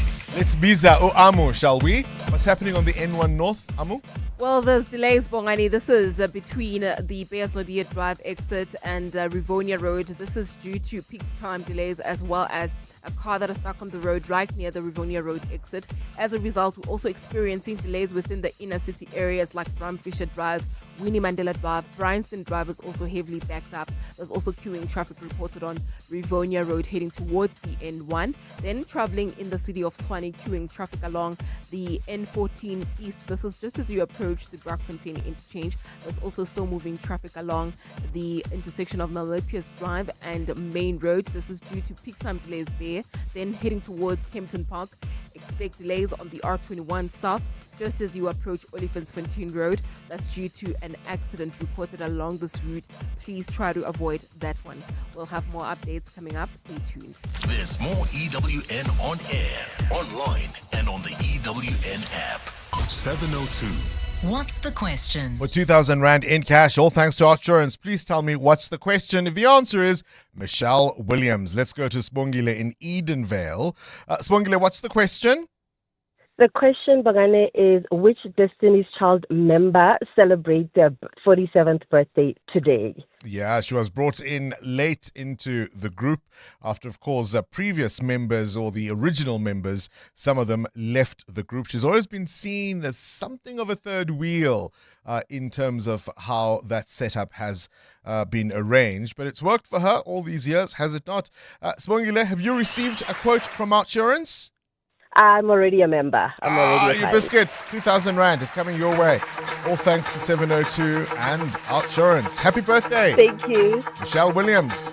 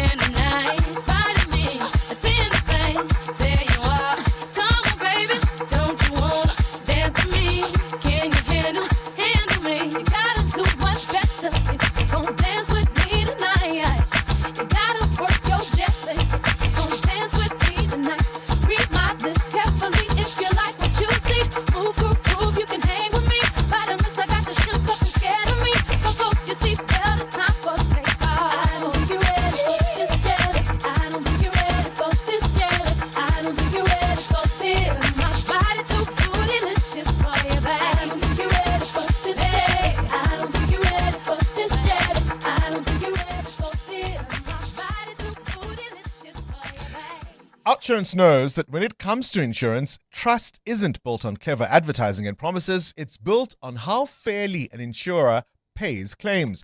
The Ombudsman, an independent body that rules on complaints, confirmed in their 2025 annual report that Outsurance had the lowest overturned ratio of complaints received. So make today the day you switch to Outsurance, where you always get something out. Call 08600 60,000 or visit outsurance.co.za today. Outsurance is a licensed insurer and FSP. T's, C's, and information online. Elevate your flying experience with Lift Premium. Enjoy even more space, comfort, and convenience with priority boarding, extra baggage allowance, and complimentary lounge access. Visit lift.co.za today.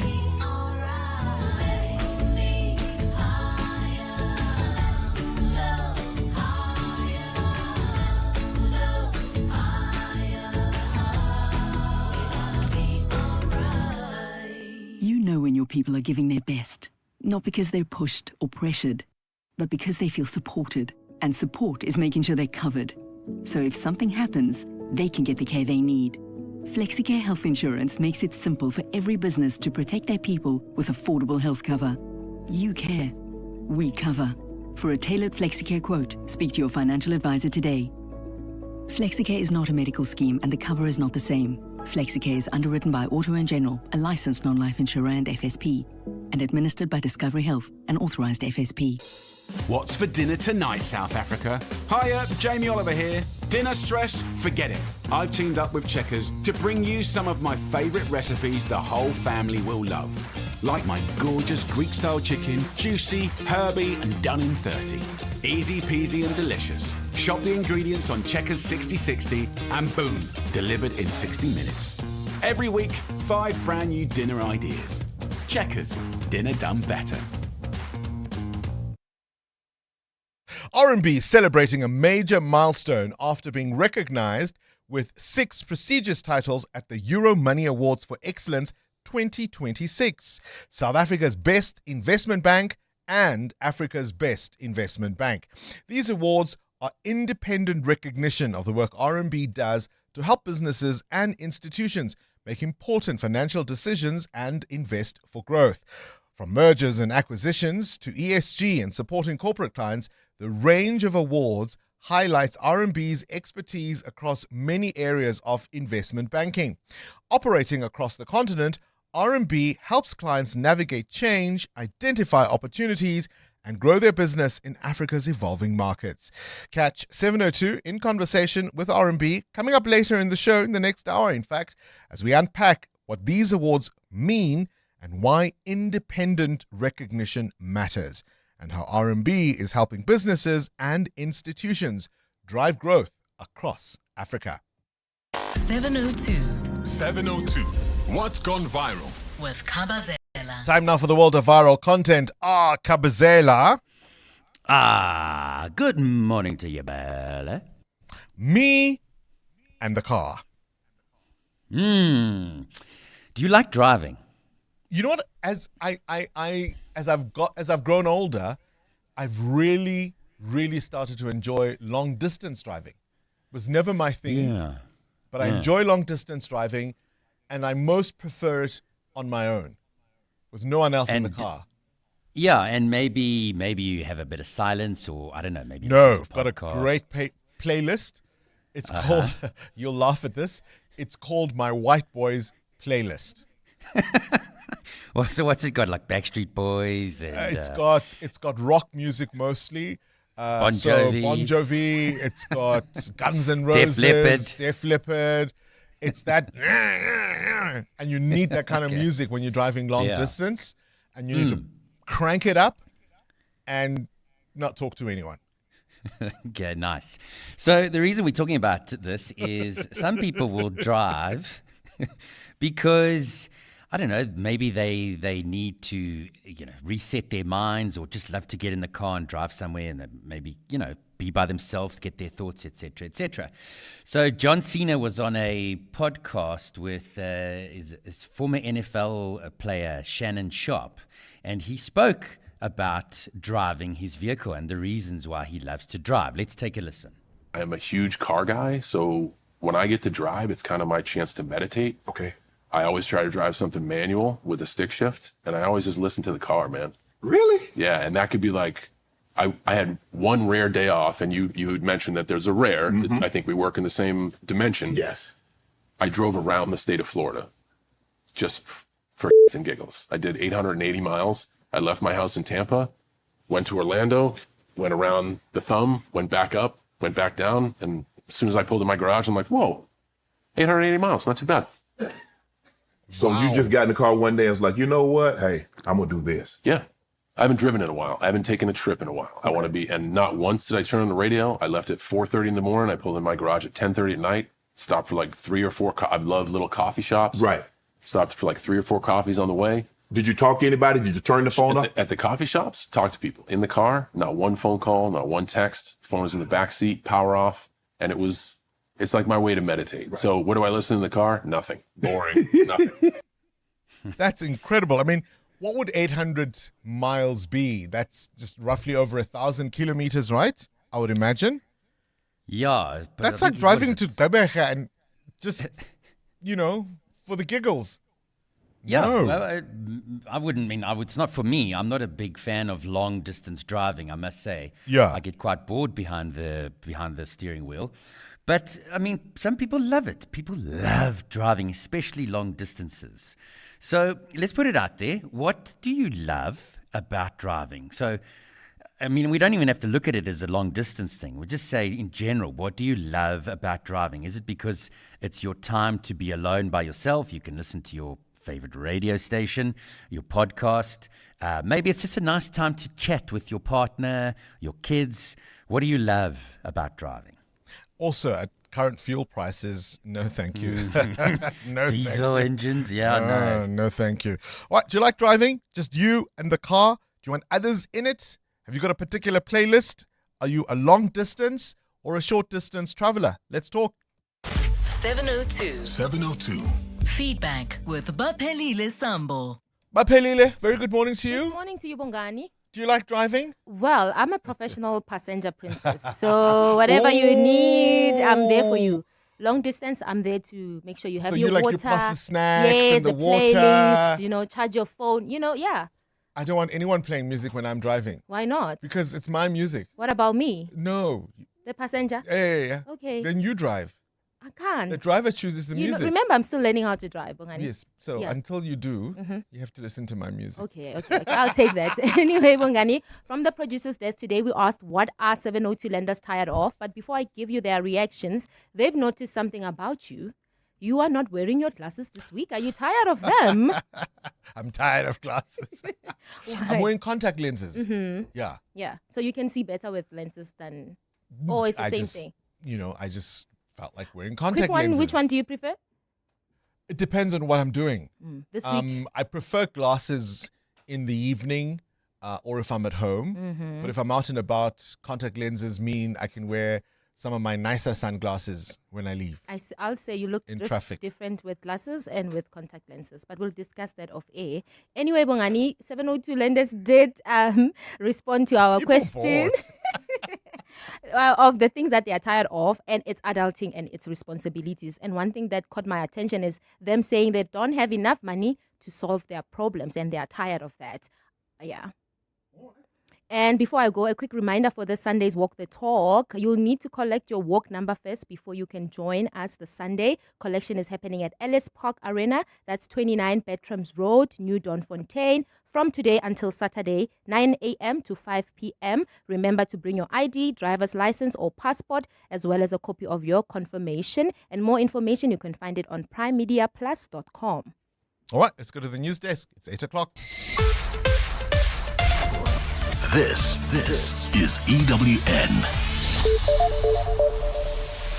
A manhunt for a group suspected of planning a cash-in-transit heist has been activated, and the Reserve Bank is expected to announce its latest interest rate decision. Good morning, I'm Sfiso Zulu. Police are searching for more people in a planned cash-in-transit heist in Ekurhuleni.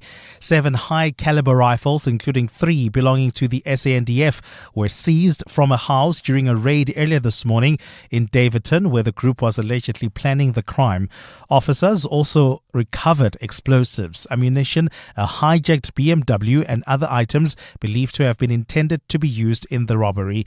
Mongezi Koko reports. A joint operation involving the Ekurhuleni Metro Police, the SAPS Highway Patrol and Crime Intelligence led officers to a house in Davidton where the weapons were allegedly hidden in the ceiling. Police say a 41-year-old suspect was arrested and will face charges including the illegal possession of firearms, ammunition, explosives and a hijacking. The EMPD's Millicent Gekana says the suspect could be linked to a cash-and-transit syndicate across Gauteng. Members received an intelligence about a group of suspects who were allegedly planning to commit a cash-in-transit robbery. The information led the members to a safe house in Kumalo Street, where they recovered 7 unlicensed high-caliber rifles, 3 of which were confirmed to belong to SANDF. The investigation continues as police work to trace other suspects believed to be involved in the alleged plot. Mongezi Koko, Eyewitness News. The High Court in Johannesburg has admitted a Google Maps image of the area where an alleged hit on taxi boss Joseph Banyoni happened.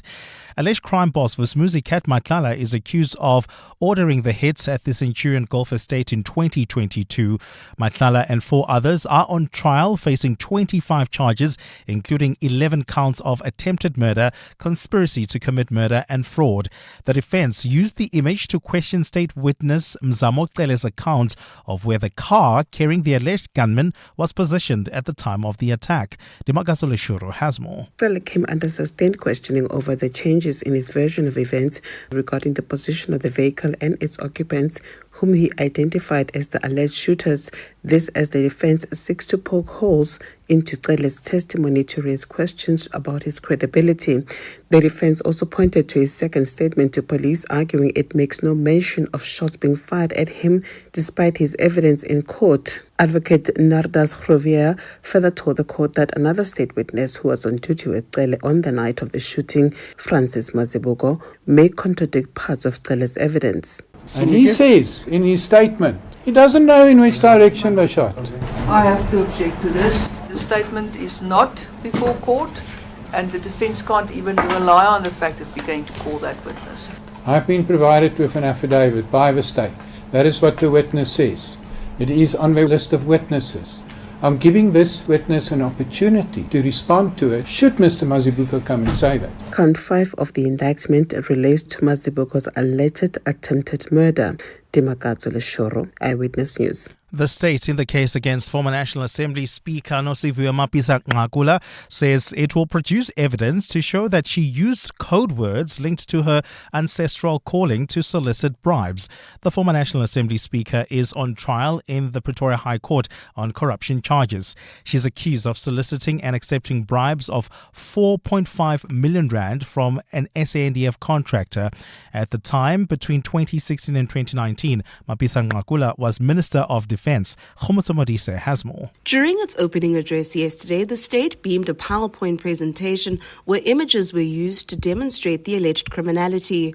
According to the state, the WhatsApp messages between Nombasa Ntondo Ndlovu, the sole director of Umkhombe Marine, and Nosiviwe Mapisa-Nqakula will reveal that the former minister would call the contractor to her home under the guise of having an ancestral message for her before requesting a bribe. The state also claims code words such as Impepo, known as African sage, wig, Batkos, and snuff were used to conceal the requests for cash.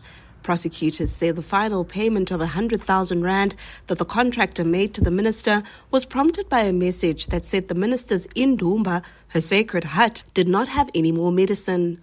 Khomoso Modise, Eyewitness News. And all eyes will be on the Reserve Bank today as its Monetary Policy Committee announces its latest interest rate decision. While most economists expect rates to remain unchanged, there is growing debate whether rising inflation could force the central bank to tighten policy once again. The meeting comes a day after it was announced that inflation increased to 5% in June. Annalita Fandese has more. The South African Reserve Bank's Monetary Policy Committee is expected to leave the repo rate unchanged at 7% when it delivers its latest interest rate decision today. Despite the higher inflation reading, Old Mutual chief economist Johan Els says the latest data is unlikely to dramatically alter the MPC's thinking, as much of the Reserve Bank's forecasting work was completed before the inflation figures were released. However, not everyone agrees.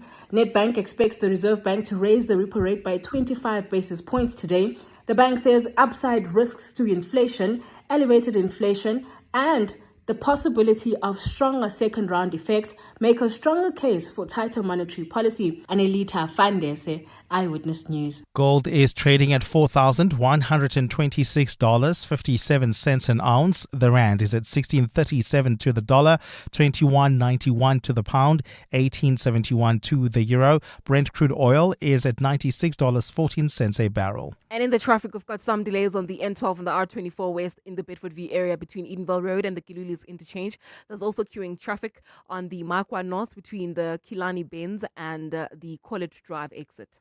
And in your sport, the Commonwealth Games start in Scotland today. Team South Africa opening with lawn bowls from 1:20. Arsenal without William Saliba for the start of the season, while at Manchester City, Phil Foden extended his contract by 4 years. And Argentina's fly half Thomas Albornoz will face a disciplinary hearing after an altercation with referee Angus Gardner in the England game. A fine day in store for Gauteng. The temperatures will peak at highs between 20 and 23 degrees.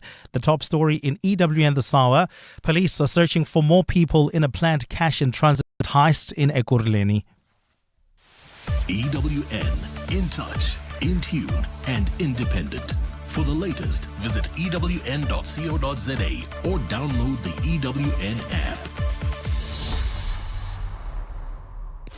On Sunday, 26 July, 7:02 Jozi My Jozi Walk the Talk unites us all in the iconic Joburg CBD. 702 Walk the Talk. Babize bonke. Enter now on primemediaplus.com. This is Breakfast with Bongani Bingwa on 702. Let's walk the talk. 8 minutes after 8 o'clock.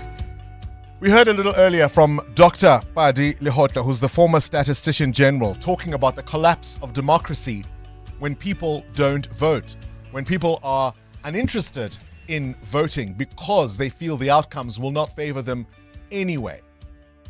That's one view. That's one view.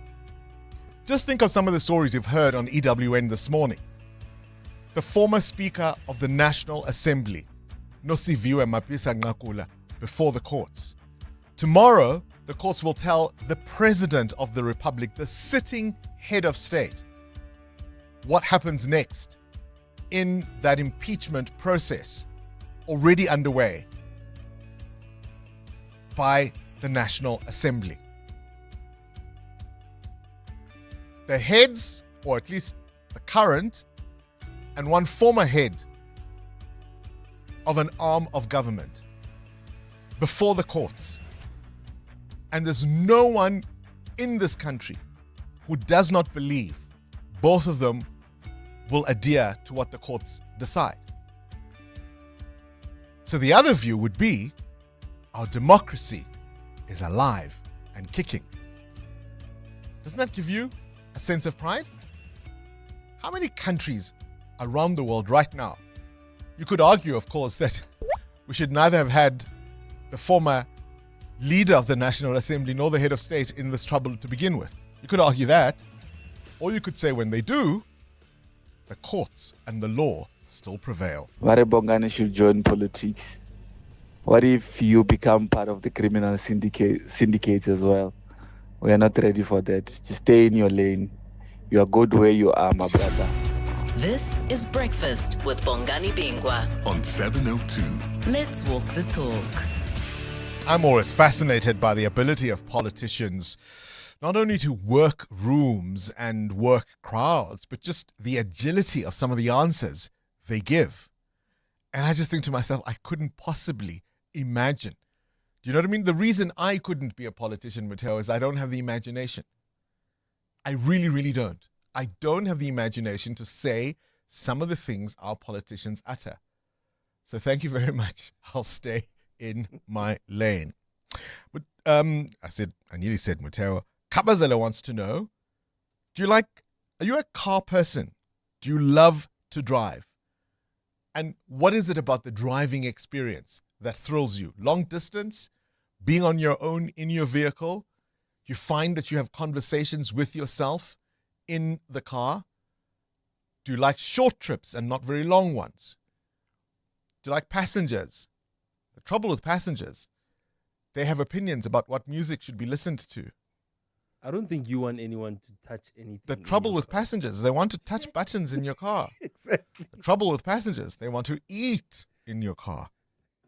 Hi, Bongani and team. I love driving, especially long distance, because when I drive, that's my time to relax. And I set up a stage in my head and I play my best music and I perform while driving.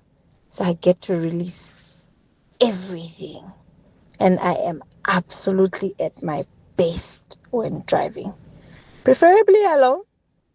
Otherwise, you must just vibe with me if you are driving with me. Ungangbore. Vibe with me. Vovo in Pretoria. Good morning, Bongani and the team. For me, I love driving short distances. That's why I never stay anywhere where I have to drive less than 15 minutes to work. I need a 20 minutes drive. That helps me to reset, whether I'm going to work or I'm coming back. I love resetting. And also short distances with my kids. That's when we get to talk. That's why I do pay transport for them in case I'm not available. But majority of the time I prefer driving them to school in the morning, then they come back with transport later. Yeah, that's when I use that time to catch up with them and stuff like that. But long distance, no, I prefer being a passenger princess on that one. I don't like long distances. Morning, Bongani and team. Really love driving. Like, I could do the long distance, I could do short distance as long as I'm on the steering wheel. It just gives me freedom, like, have to think about my thoughts and play music. And what's more interesting, it's just looking at the scenery, be it locally or long distance. I just love to look at the sceneries. I even stop just to check on the places, and that's just how I love driving. Yeah. Morning, Bongani. Love your show. I wake up at 6 o'clock every morning to listen to it. As for driving, I've been driving a car since I was 16, and I loved driving. Now, no. I sold my last car now. I will never have another car again. I'd rather have someone else drive me. When I drive, it serves many purposes. When I drive in silence, I use it to contemplate on life and reflect on my actions. If I drive with music, then I usually play theme scores from movies like The Dark Knight. But most of the time, it's me winning arguments alone in the car, which I lost when arguing with my wife. What are your views on long distance driving? I remember when I must have been about 24, I think, 24 when I got my license, my driver's license, and a cousin of mine saying, oh, you get to the point where you get tired of driving. And I thought, what is this woman smoking? I would never get tired of driving. Me. What's it for you, the control of it? What do you you struck mean me the as somebody control that of would it? be jumpy if they were driving you around. If I'm in the back seat, I'm better. Like, stop. If I'm in the back seat, I'm better. In the backseat of someone else's yes. car. Or any vehicle. Because remember, I'm used to being in an e-hailing situation. Yeah. So then it's easier. But Then- if I'm in the passenger seat... Are you changing gears? Let's talk about somebody driving your car now while you in the car. Enough. want It's 8:15. EWN Traffic. The CWN Traffic brought to you by Outsurance. SMS out to 45142 now. And you could save on your car insurance. If you don't, you can ask them for 500 Rand. Amo? Who sat in the passenger seat and didn't drive and now regrets it? Well, they wish they sat on the passenger seat, Bongani, because there's a road closure along the M2 East. This is as you head towards Germiston. This is just as you approach Wemapan Road. Please be on the lookout there. The M2 West is still flowing, though, and we're still seeing delays on the M2 East towards where the road closure is. Then there's also queuing traffic on the N3 North approaching Van Buren Road. Roadworks are causing these delays. And then, of course, in Edenville, we've got an accident reported on the N12 West. It happened right at the R24 merge. Delays from Edenville Road on both sides of the road. We'll have more updates coming up. Stay tuned. There's more EWN on air, online, and on the EWN app. 15 minutes watching funny dog videos go by quickly, but 15 minutes stuck in traffic, well, that feels a little like torture, doesn't it? Fortunately, the Outsurance Pointsmen are here to save the day. Heroes in green and purple, easing traffic congestion for the last 20 years. The Outsurance Pointsmen helping everyone get to where they need to be quickly and safely. Just another way you always get something out. In proud partnership with 702. Show them some love online. Use the hashtag PointsmanLove. Outsurance is a licensed insurer and FSP. Visit primemediaplus.com to enter 702 Josie My Josie Walk the Talk. Hosted by the City of Johannesburg. Walk with the people, for our Josie. For Joburg, by Joburg, in Joburg. Bamise bonke. You're with Bongani Bingwa. 702 weekday mornings, 6 to 9 a.m. Welcome to 702 in conversation with RMB, named South Africa and Africa's best investment bank by Euro Money. In today's business landscape, navigating complex decisions requires insight, it requires expertise, and a trusted financial partner. Independent recognition, of course, is always a powerful indicator of that capability. At the Euro Money Awards for Excellence 2026, RMB was recognized with 6, not 5, not 4, not 3, not 2, not 1, but 6 prestigious titles, including South Africa's Best Investment Bank and Africa's Best Investment Bank, along with awards for mergers and acquisitions, ESG, and large corporates. Today we're joined by Rob Leon, who is the co-CEO, sponsor, and investment banking at RMB, to unpack what this recognition means. I suppose the first thing to say to you, Rob, is congratulations. Thank you so much. Really, really proud to be here. Just for people to get context, and we'll get into the nitty-gritty of the awards, just give us the complexity of doing the kind of work RMB does on the continent with so many variables. We often think of Africa as one monolithic lump, but of course it's not. It's 54 different jurisdictions. How tough is it to do what you do? How tough was it to earn these awards? Absolutely, and it's a great question. And the truth is, I think that it's a testament to our team. The complexity we have to navigate on a daily basis. There's South Africa, there's broader Africa. And then we're also plugged into the world economy and trying to navigate how to take clients forward, how to be with them in good times when they're looking to grow. And then obviously there's some tougher times. We've seen where oil prices have gone. People have different outcomes based off their kind of economic needs. And for us, it's very important that we're there for them. We can support our clients, and we have to be able to navigate complexity, not for the sake of it, because it's what they need. Because it's what's necessary. All right, South Africa and Africa's Best Investment Bank by Euro Money. Now, why is this particular reward or recognition significant? So in our minds, it really is significant because it's independent recognition. And we're grateful for our clients. I think they're our biggest supporters. They showcase what we've done. And this is a great mechanism for us to put ourselves up against the competition.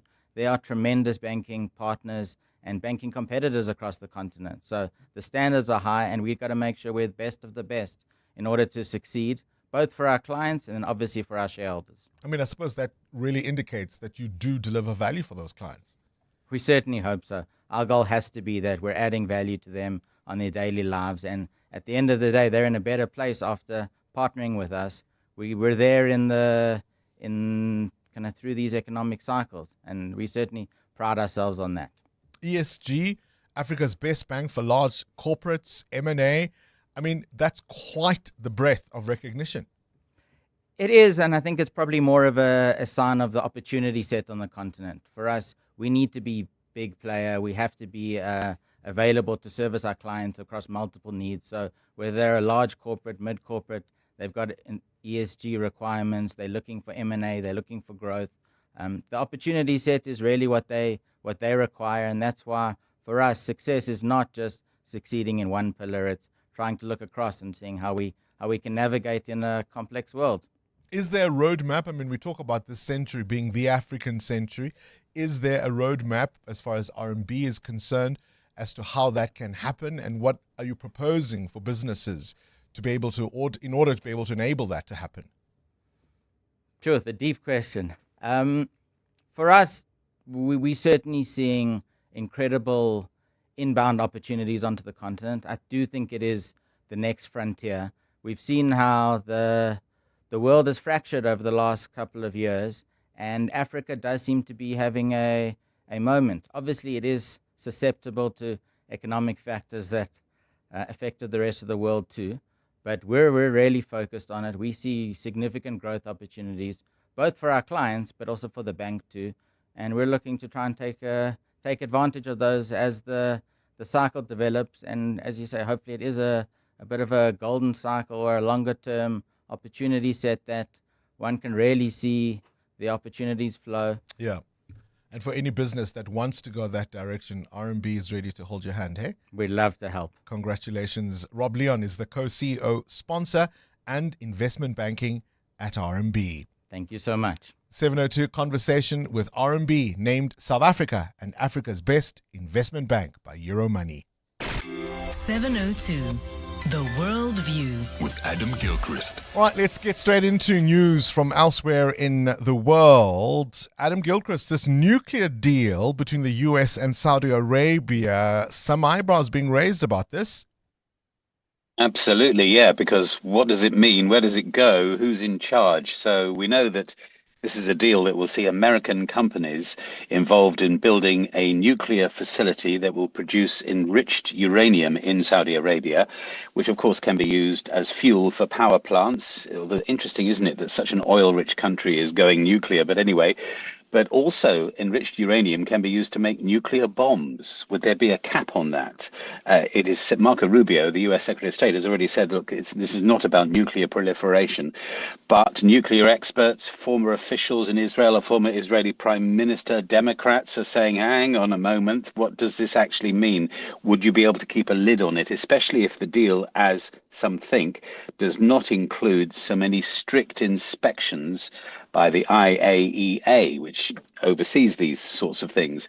The Wall Street Journal says this deal will last 30 years and will make tens of billions of dollars, mainly for American companies. I think this is basically the US offering something that Russia and China were also offering and getting in first. And I can see, therefore, why they would absolutely want to do that. But does the world feel comfortable about Saudi Arabia having the facility to enrich uranium and potentially produce a nuclear weapon? The Middle East doesn't feel that stable enough somehow for it, but what do I know? Now, Adam, in our part of the world, we do eat large, juicy caterpillars of the emperor moth. We call them mupani worms.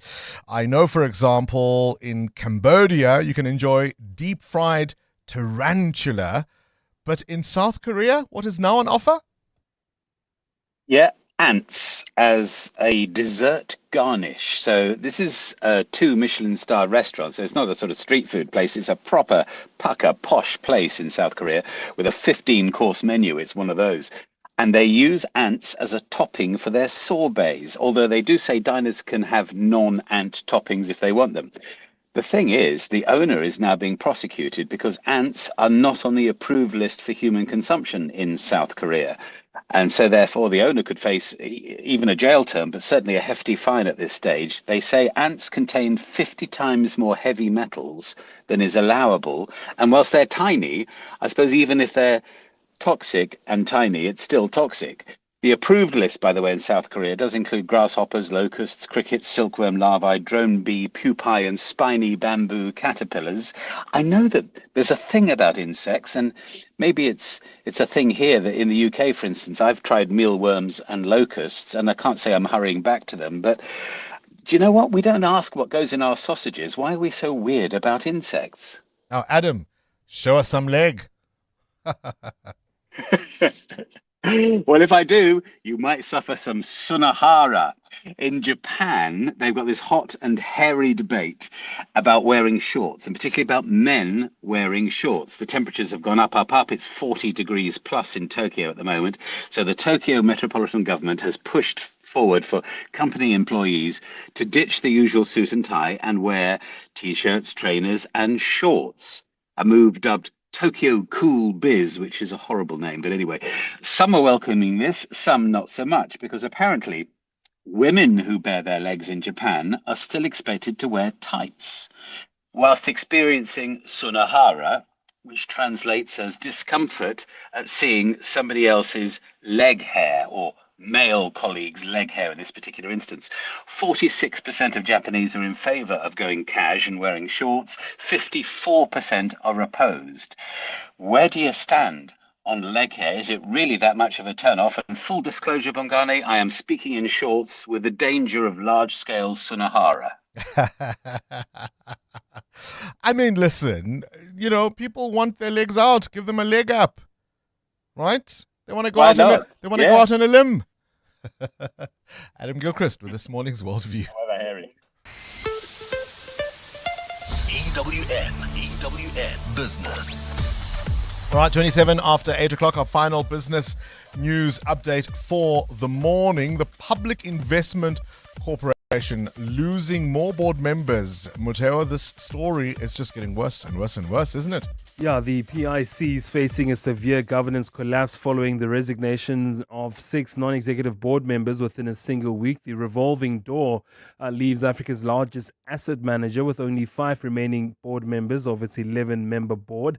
Things became quite shaky after the board voted in a 9-2 split to place CEO Patrick Dlamini and Chief Investment Officer August van Heerden on precautionary suspension. Now, the suspension stemmed from whistleblower allegations of misconduct linked to a controversial 411 million rand settlement and investment inquiries regarding Lanseria Airport. Now, the 6 board members stepped down allegedly in protest of escalating governance breaches and political overreach. Now, the Treasury and the Finance Minister Inoko Tongwana to hold a meeting on the 27th of July to potentially dissolve the entire board and start over. Things not going well at the PIC at the moment. Of course, for a company managing over 3 trillion rand in assets, it's something quite alarming. So part of the issues that is being raised is this idea of political overreach. Mm-hmm. And so the solution to the problem is going to be a political one. Yes. Right? It was a stunning piece in yesterday's Business Day by Jabulani Sikhakhane, who was talking particularly about the position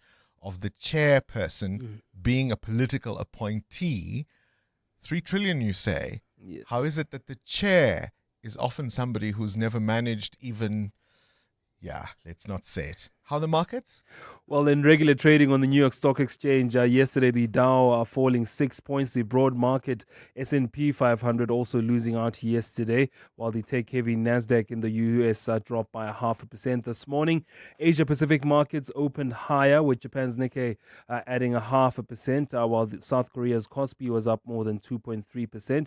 The broader Asian market quite positive this morning, including Australia's benchmark S&P ASX 200, which was up more than 0.5%. Oil prices also surging this morning after a tanker was struck by an unknown projectile off Saudi Arabia, and US President Donald Trump also threatening to bomb Iranian infrastructure as well, further raising those fuel prices. And that's why we had an inflation print of 5% yesterday, something that will play into what the SARB decides at 3 o'clock this afternoon. Where's the rand? 16 Rand 37 against the US dollar, holding its own this morning. 18 Rand 72 against the euro, 21 Rand 92 cents against the British pound. Price of gold flat at $4,123 an ounce, while platinum is at $1,649.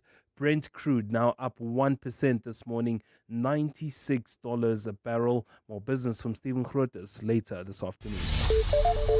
Straight to the news desk we go. Up next in this next half an hour, we'll be speaking to the award-winning Msaki.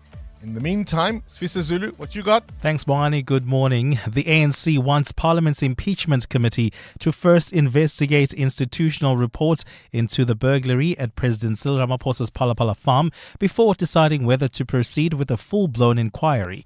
This is in contrast to the MK's view, which is that Ramaphosa should testify right off the bat.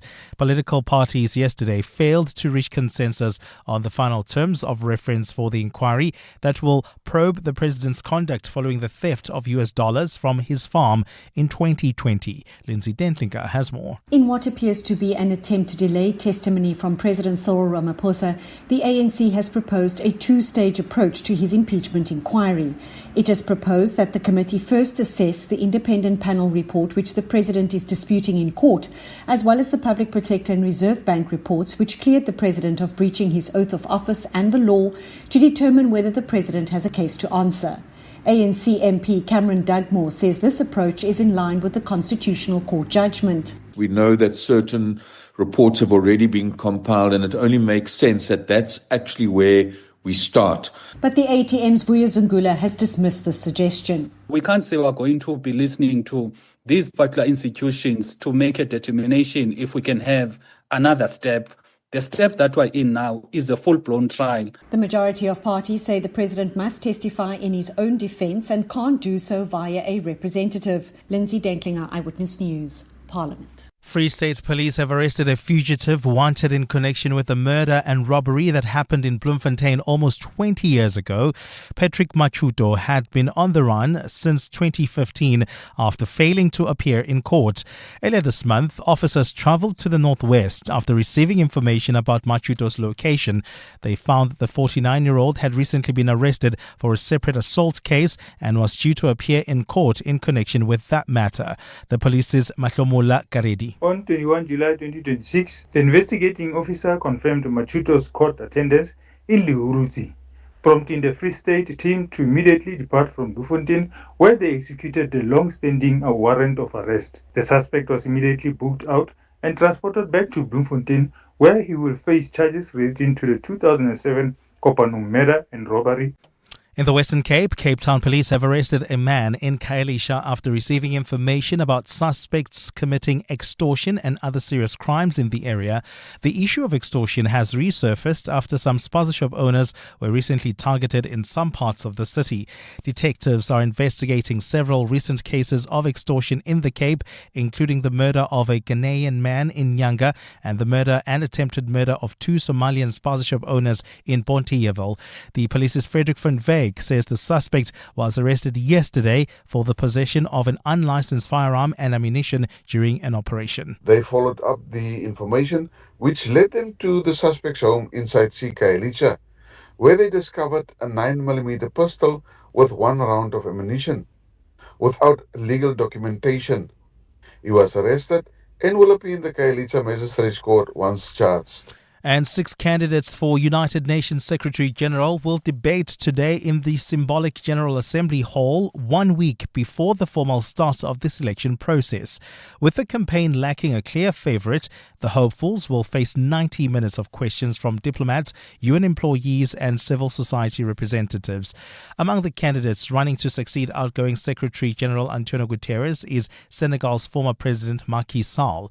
The UN is facing a profound financial and confidence crisis, with the US demanding a return to the organization's fundamental purpose of peace and security, while other states stress the equal importance of its other 2 pillars, human rights and development.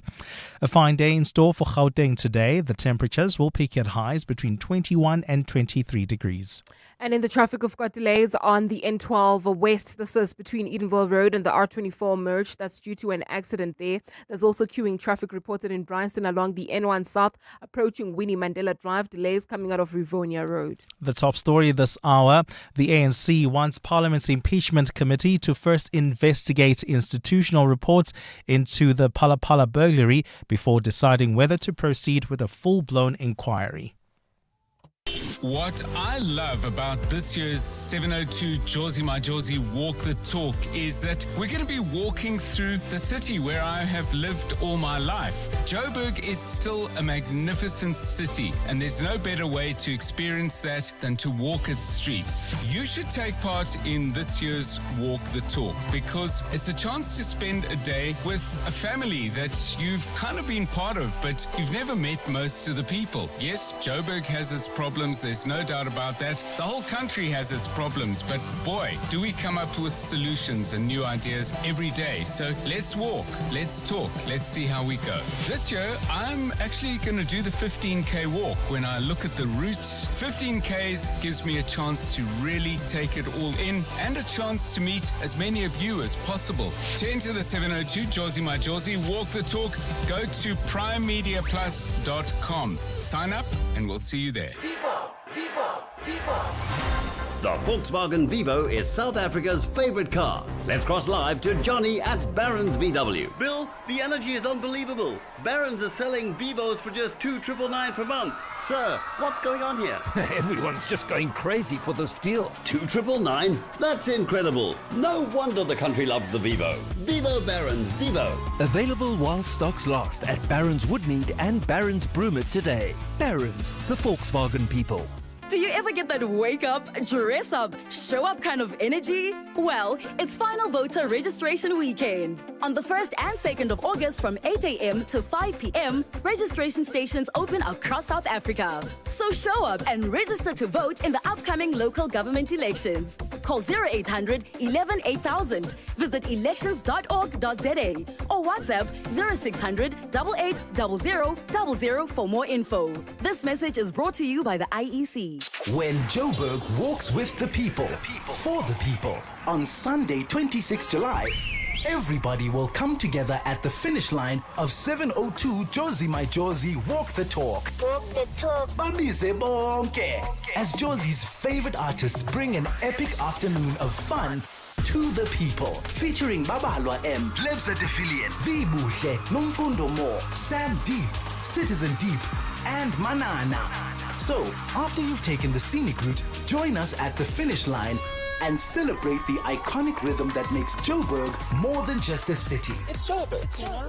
702 Josie My Josie Walk the Talk, hosted by the City of Johannesburg. More on primemediaplus.com.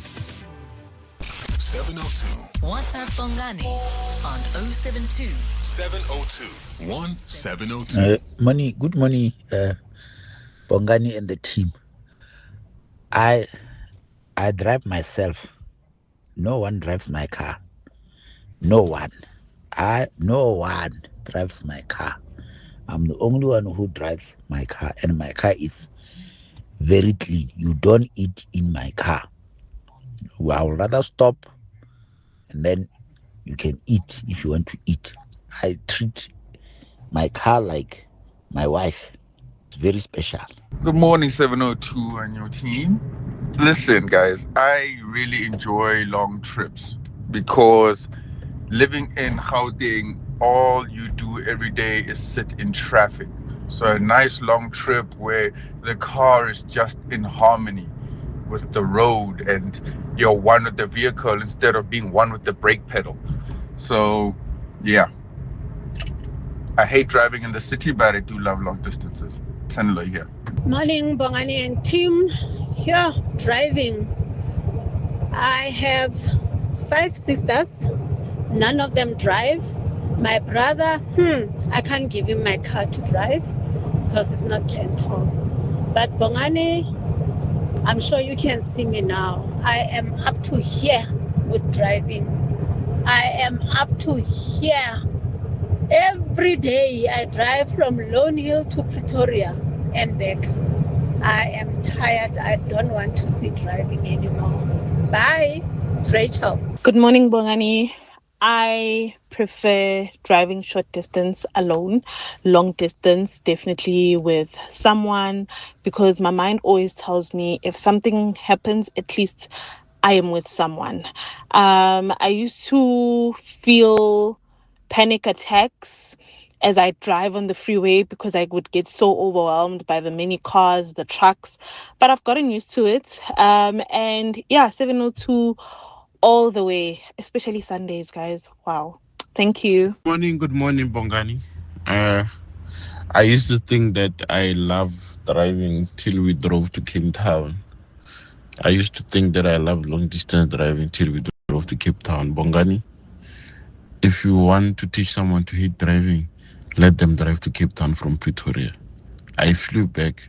I had to hire someone to drive the car, bring it here, and then I flew back. Yo, no more. You got money, my friend. You've got money, my friend. I've done the Cape Town Joburg drive twice. Not keen to do it again anytime soon. And so whilst I enjoy some long distance driving, short distance is not my fave. There are weekends where on a Friday I have come home, I've parked the car in the garage, and have sworn to the old gods and the new gods the car will not move. And it stays in that garage until Monday.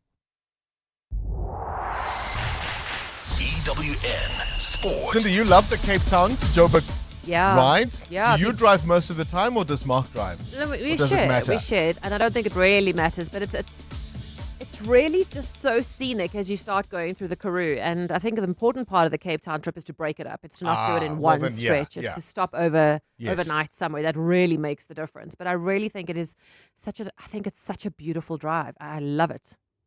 Sounds fantastic if you stop. Now, far more important things Way more on my important. mind. You have made me excited about the possibility of watching lawn bowls. Not the possibility, the absolute certainty yeah. of So watching what lawn time? bowls. What time is it on? So the Commonwealth Games starts today, ladies and Yeah. gentlemen, in Scotland. It'll end on August the 2nd, so brace yourselves. Team South Africa has 112 athletes across 10 sporting codes, and one of those codes is lawn bowls. So you were so excited about this for anybody I who's love just lawn joined bowls. us. I actually thought you were pulling No. my leg. No. Have you played lawn bowls? I have not, no. So excited. What's the tough part of it? The lunging down to roll the ball. Ah, okay. So imagine it being like 10-pin bowling, right? And you've got to get closest to the little white ball, and you all got to get your 3 balls as close as possible, and you can knock each other out the way. It is so interesting. And then the grass and the embankment and which way it slopes. I love lawn bowls. All right, I'll be watching. So you'll be watching the men's singles at 1:20. 20 past And then you'll be 1. watching the women's pairs at 3:45. Okay, it's a date. And then you'll wait till the opening ceremony at 9. But there'll be other sports to keep you entertained. Yeah, I might not be up at 9, but Yeah, no, me neither. Women's AFCON starts on Sunday as well. CAF President Patrice Motsepe confirming the prize purse has increased, with the winners taking home more than 32 million rand. Runners up 12 million. Third place will get 8 million, and then the participating teams each get 2 million rand. You can make all sorts of promises and say all of these nice things. If you don't back them up with quantifiable, visible, and as they would say, ekasi, touchable. So we've increased the prize money by 900%. When I became president, the winner of the women's competition got 200,000. And then we got it to 1 million. Now they get 2 million. Orlando Pirates beat Spanish side Las Palmas 1-0 last night, a preseason friendly. Radio Pane scoring in the 85th minute. That's his second goal of this tour. Their last match is tomorrow night against Saudi side Neom. Premier League champions Arsenal will start the season without defender William Saliba, who has a back injury. Their first game is August the 21st against Coventry, while Phil Foden has extended his contract at Manchester City to 2030. In rugby, Argentina's fly half Thomas Albornoz will face a disciplinary hearing for an altercation with referee Angus Gardner after the England game. Argentina next face the Springboks on August the 8th in Buenos Aires. And in cricket today, India playing Zimbabwe in the first T20 that starts at 1 p.m. Cindy Paluta, Eyewitness News Sport. The Midday Report. Weekdays 12 to 1. What else have been contributing factors one way or another? I think we could look on the other side and actually look at food inflation, which was down to 1.6%, historically low levels of inflation for food. In particular, we see cereal products, which is your maize, bread, etc., at negative 1.5%, and meat inflation, which is also a large contributor to the overall inflation picture, went to 5.1%, which is still above average food, but has dropped significantly from the 13.5% that we had in January this year. The Midday Report. With Mandy Wiener. 12 to 1 on 702. 702. when you're walking 702 Josie My Josie Walk the Talk Sunday 26 July, keep your eyes open because Mazda is bringing wonder to the 8-kilometer route. There'll be 5 Mazda Wonder experiences, including a piano performance, a world of color, a bubble field, a Japanese garden, and the Mazda Wonder Hub. Visit one of the 5, then capture and share your wonder moment on Instagram, Facebook, or TikTok. Tag and follow at Mazda SA using hashtag Mazda SA, and you could win your share of 50,000 Rand. Mazda, where wonder awaits. T's and C's apply. At the 702 Josie My Josie Walk the Talk, snap and share any one of 5 Mazda Wonder experiences using hashtag Mazda SA to stand a chance to win a share of 50,000 Rand. Because behind every blood donation is a future still unfolding. A child's first day at school, a first job, a dream business, a first drive. For 25 years, blood donors have made these moments possible. In just 30 minutes, give someone another tomorrow. Be the lifeline. Give blood. Give it tomorrow.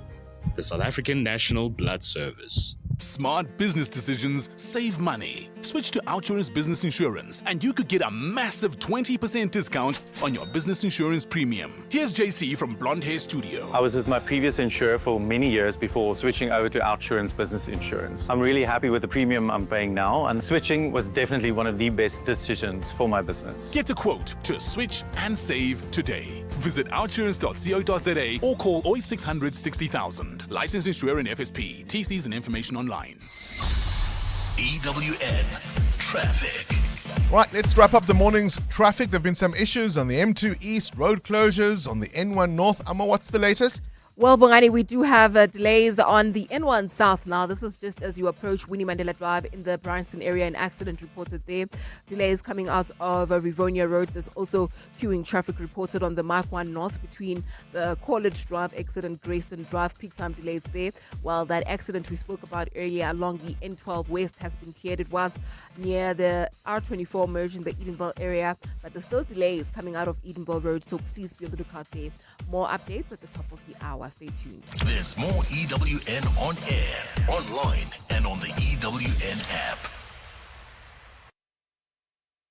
Last week on The Masked Singer South Africa, clock's time ran out. And once again, the detectives were left questioning everything they thought they knew. This week, the mystery gets even bigger, tastier, and more confusing as 4 new masks take to the stage. So this week, the final group of new masks enters the competition. Get ready for Koek Sister, Goga, Pap and Wors, and Sheep.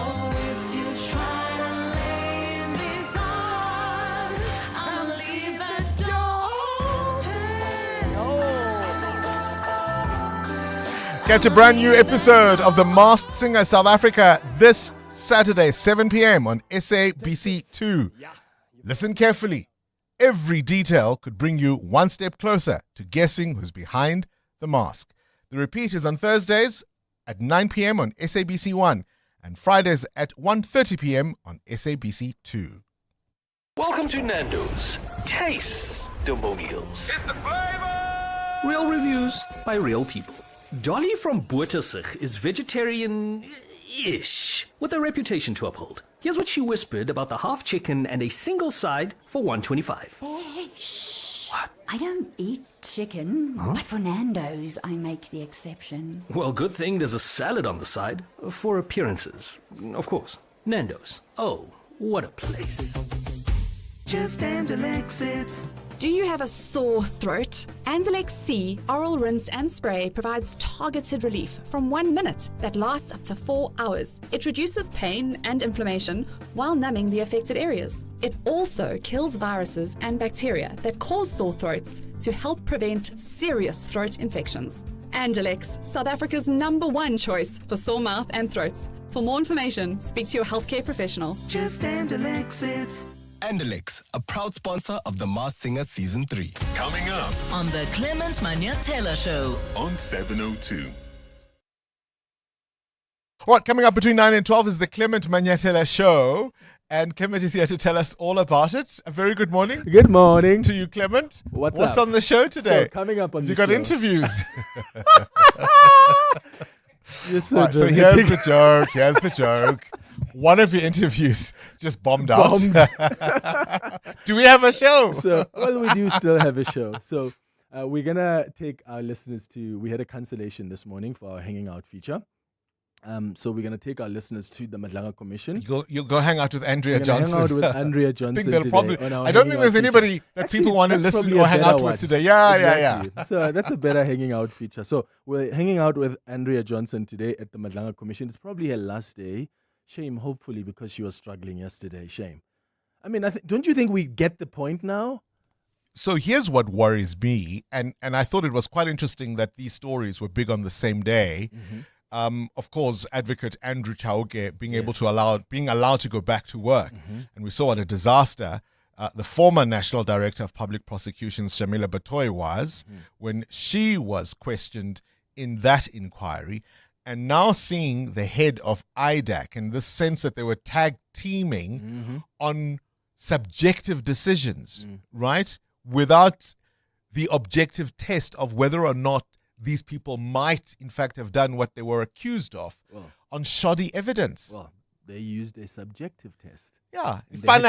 So he must have done it. Yeah, and they had to be schooled. So on the open line today, I do want to ask the question of, why would Andrea Johnson then compromise herself like that? So if she hasn't handled other IDAC matters the same way she handled this, because this clearly is an exception to the rule, let's say she's telling the truth, Why did she do that? I'm struggling to find the why. Is it because if you take out Khumalo, then Khan likely takes up the position of head of intelligence? Could it be that her husband stood to benefit from Khumalo also going out? So that's a question I'm going to be asking on the open line this morning. We're also going to talk about the suggestion the ANC made yesterday in the impeachment committee that there must be a consideration of the Public Protector's report, the Reserve Bank reports, and others, and then decide on whether or not to continue with the impeachment committee. Again, the ANC is demonstrating it doesn't understand Parliament's constitutional obligation to hold the executive accountable. Why must they care about what the Public Protector says? It's Parliament. If they think we still want to hold you accountable, they must do so, regardless of what the Reserve Bank or the Public Protector says. So that's a chat we're going to have as well. And then we're going to wrap up the show at 11 o'clock with our Thursday dialogue. And today we're going to be discussing the drama that's been unfolding at the PIC. When is the PIC going to be depoliticized? Because that's really what's happening now. Clement Mangatela between 9 and 12. Peregrine Capital presents Brian Habana's Count to 100. In my journey to 100, it started with my first cap, then my second, 10th, 50th, 90th, 99th. Brian Habana, his 100th international test. You get to 100 one decision at a time. For 28 years, Peregrine Capital has applied that same discipline to turn 1 million rand into 100 million. Peregrine Capital. Invest in performance. An authorized FSP. Past performance non-indicative of future performance. T's and C's apply. This Sunday, Joburg comes together for the 702 Josie My Josie Walk the Talk. Now, before you walk with the people for the people, well, you're going to need to do a few things, like collecting your walk number from Ellis Park Arena. This is number 29 Bertram's Road, New Doornfontein. Collections take place every day until Saturday from 9 a.m. to 5 p.m. Please bring some form of ID, a copy of your confirmation to make your registration as seamless as possible. Also note, no collections will be permitted on the day of the walk. 702 Josie My Josie Walk the Talk. Babize Bonke. Hosted by the City of Johannesburg. More on primemediaplus.com. This is what progress sounds like. At South African Airways, we've added more aircraft to the runway, increased our flights from just over 1,000 in 2021 to over 24,000 last year. And we continue to add more destinations and routes. It's steady progress over time. We know there's still work to do, but every day we're building something stronger. An airline that shares the resilience of the country it carries. South African Airways. Book your next flight at flysaa.com today. Join us. Let's walk the talk. This is 702. Morning, Bongos and team. Million here in Glen Hazel. So I love driving. I will absolutely drive anyway. I don't mind road trips. I will wake up at 3 a.m., drive across the border to Bulawayo and back without batting an eyelid, and now I do self-drives and even when you go on a road trip with friends and guys, I will take the steering and everyone else will open a cooler box, have drinks, and I don't mind. I'll have a drink when we get to our destination. My wife says I have a problem. It's probably because I don't trust anyone to drive better than me, and that's why, not because I really love it, but look, it's your opinion. Good morning, Bongs and 702 Landers. This is Asanda from Nigel. I just recently got my driver's license, like last week, Thursday, and the only thing that I ever want to do right now is drive. Like anywhere, just let me drive. Do you need to go anywhere? I'll take you there. Just give me the car. Anything, I just want to be on the road. Like even places that I wouldn't go to on a regular, I want to go there now. The other difficulty, of course, Asanda, is being that parent whose kid has just got their license. It's always so tricky, isn't it? A little earlier, we spoke to Professor Henny Grobler from the University of Johannesburg about the dangers illegal mining pose to the city of Johannesburg. Mark, you're in River Lee. You're saying it's quite a problem in your area. Definitely, Bongani. Good morning to you and your listeners. Yeah, River Lee is situated west of the CBD and north of FNB Stadium. The gold was discovered in River Lee in 1886, okay, and we're back to square one again. We are flooded by illegal miners. The Department of DMRE is also now considering issuing mining licenses to companies. Our primary school, TCS Station, is under threat. This school is where people like Zayn Mias and Chris van Wyk attended school. If that mining companies allowed a mining license, we are in big, serious trouble. This was also a problem that Mashaba raised a couple of years ago. We have an illegal formal settlement in Rivoli, okay? It's not an informal settlement, it's a mining hub. I mean, they get raided every now and then by the SAP, but nothing seems to happen. Because of the shooting between the police and the illegal miners, we have 4 unsolved murders here. People are just not getting answers. Gosh, and it's just the frustrating thing for me is how much this information has been out there. There have been books done about this, written about this. There have been all kinds of exposés and investigations, and it is well known. And it leads you to wonder if those who are looking the other way stand to benefit. 702. More than a radio station. Let's walk the talk. One of the things that Clement Manyathela is going to be focusing on, of course, is what unfolds at the Madlanga Commission of Inquiry. By the way, we did promise you an interview with Msaki, who's going to be one of the artists that is going to be performing this weekend at the National School of the Arts. We're not able to get her on the line, but I thought perhaps it's worth playing just one or two audio bits from the Madlanga Commission of Inquiry, particularly, of course, as the IDAC head, Andrea Johnson, was under the cosh. Listen to this exchange where Commissioner Sesi Baloyi sharply criticizes Andrea Johnson, saying that the Commission is concerned about the abuse of IDAC's powers.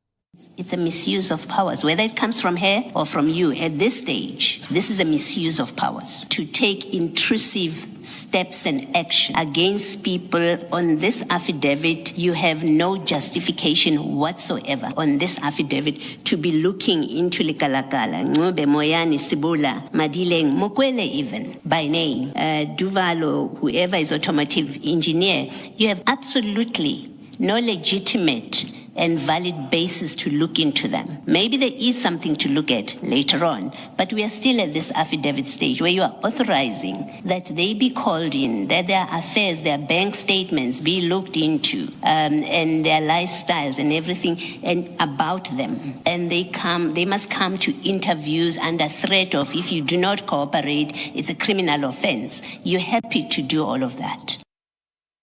More of the same, no doubt, a little later on. It's 9 o'clock. The Clement Manyathela Show starts now.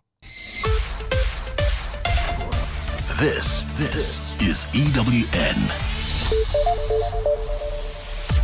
Good morning, I'm Sfiso Zulu. Head of the Investigating Directorate Against Corruption, Andrea Johnson, is expected to come into senior crime intelligence officers. Previous witnesses have accused IDAC of pursuing these investigations due to political and nefarious reasons. Johnson has been accused of misusing her powers to go after senior crime intelligence officers. Tabiso Goba has more. IDAC's investigation into crime intelligence arose from an affidavit it solicited from National Coloured Congress Member of Parliament Fadil Adams. In his affidavit, Adams names and accuses 3 senior crime intelligence officers of fraud and corruption. However, working solely from Adams' affidavit, IDAC head Andrea Johnson curiously authorized a total of 12 people to be investigated. Johnson says the other 9 names came from the case prosecutor. However, Co-Commissioner Sesi Baloyi was not happy with the answer. It's a misuse of powers, whether it comes from her or from you at this stage. This is a misuse of powers to take intrusive steps and action against people. On this affidavit, you have no justification whatsoever. Yesterday's proceedings were cut short due to Johnson not feeling well. However, she is expected to resume her testimony this morning. Tabiso Koba, Eyewitness News. The spotlight today shifts to Free State Judge Liponole Kale, who is expected to begin giving evidence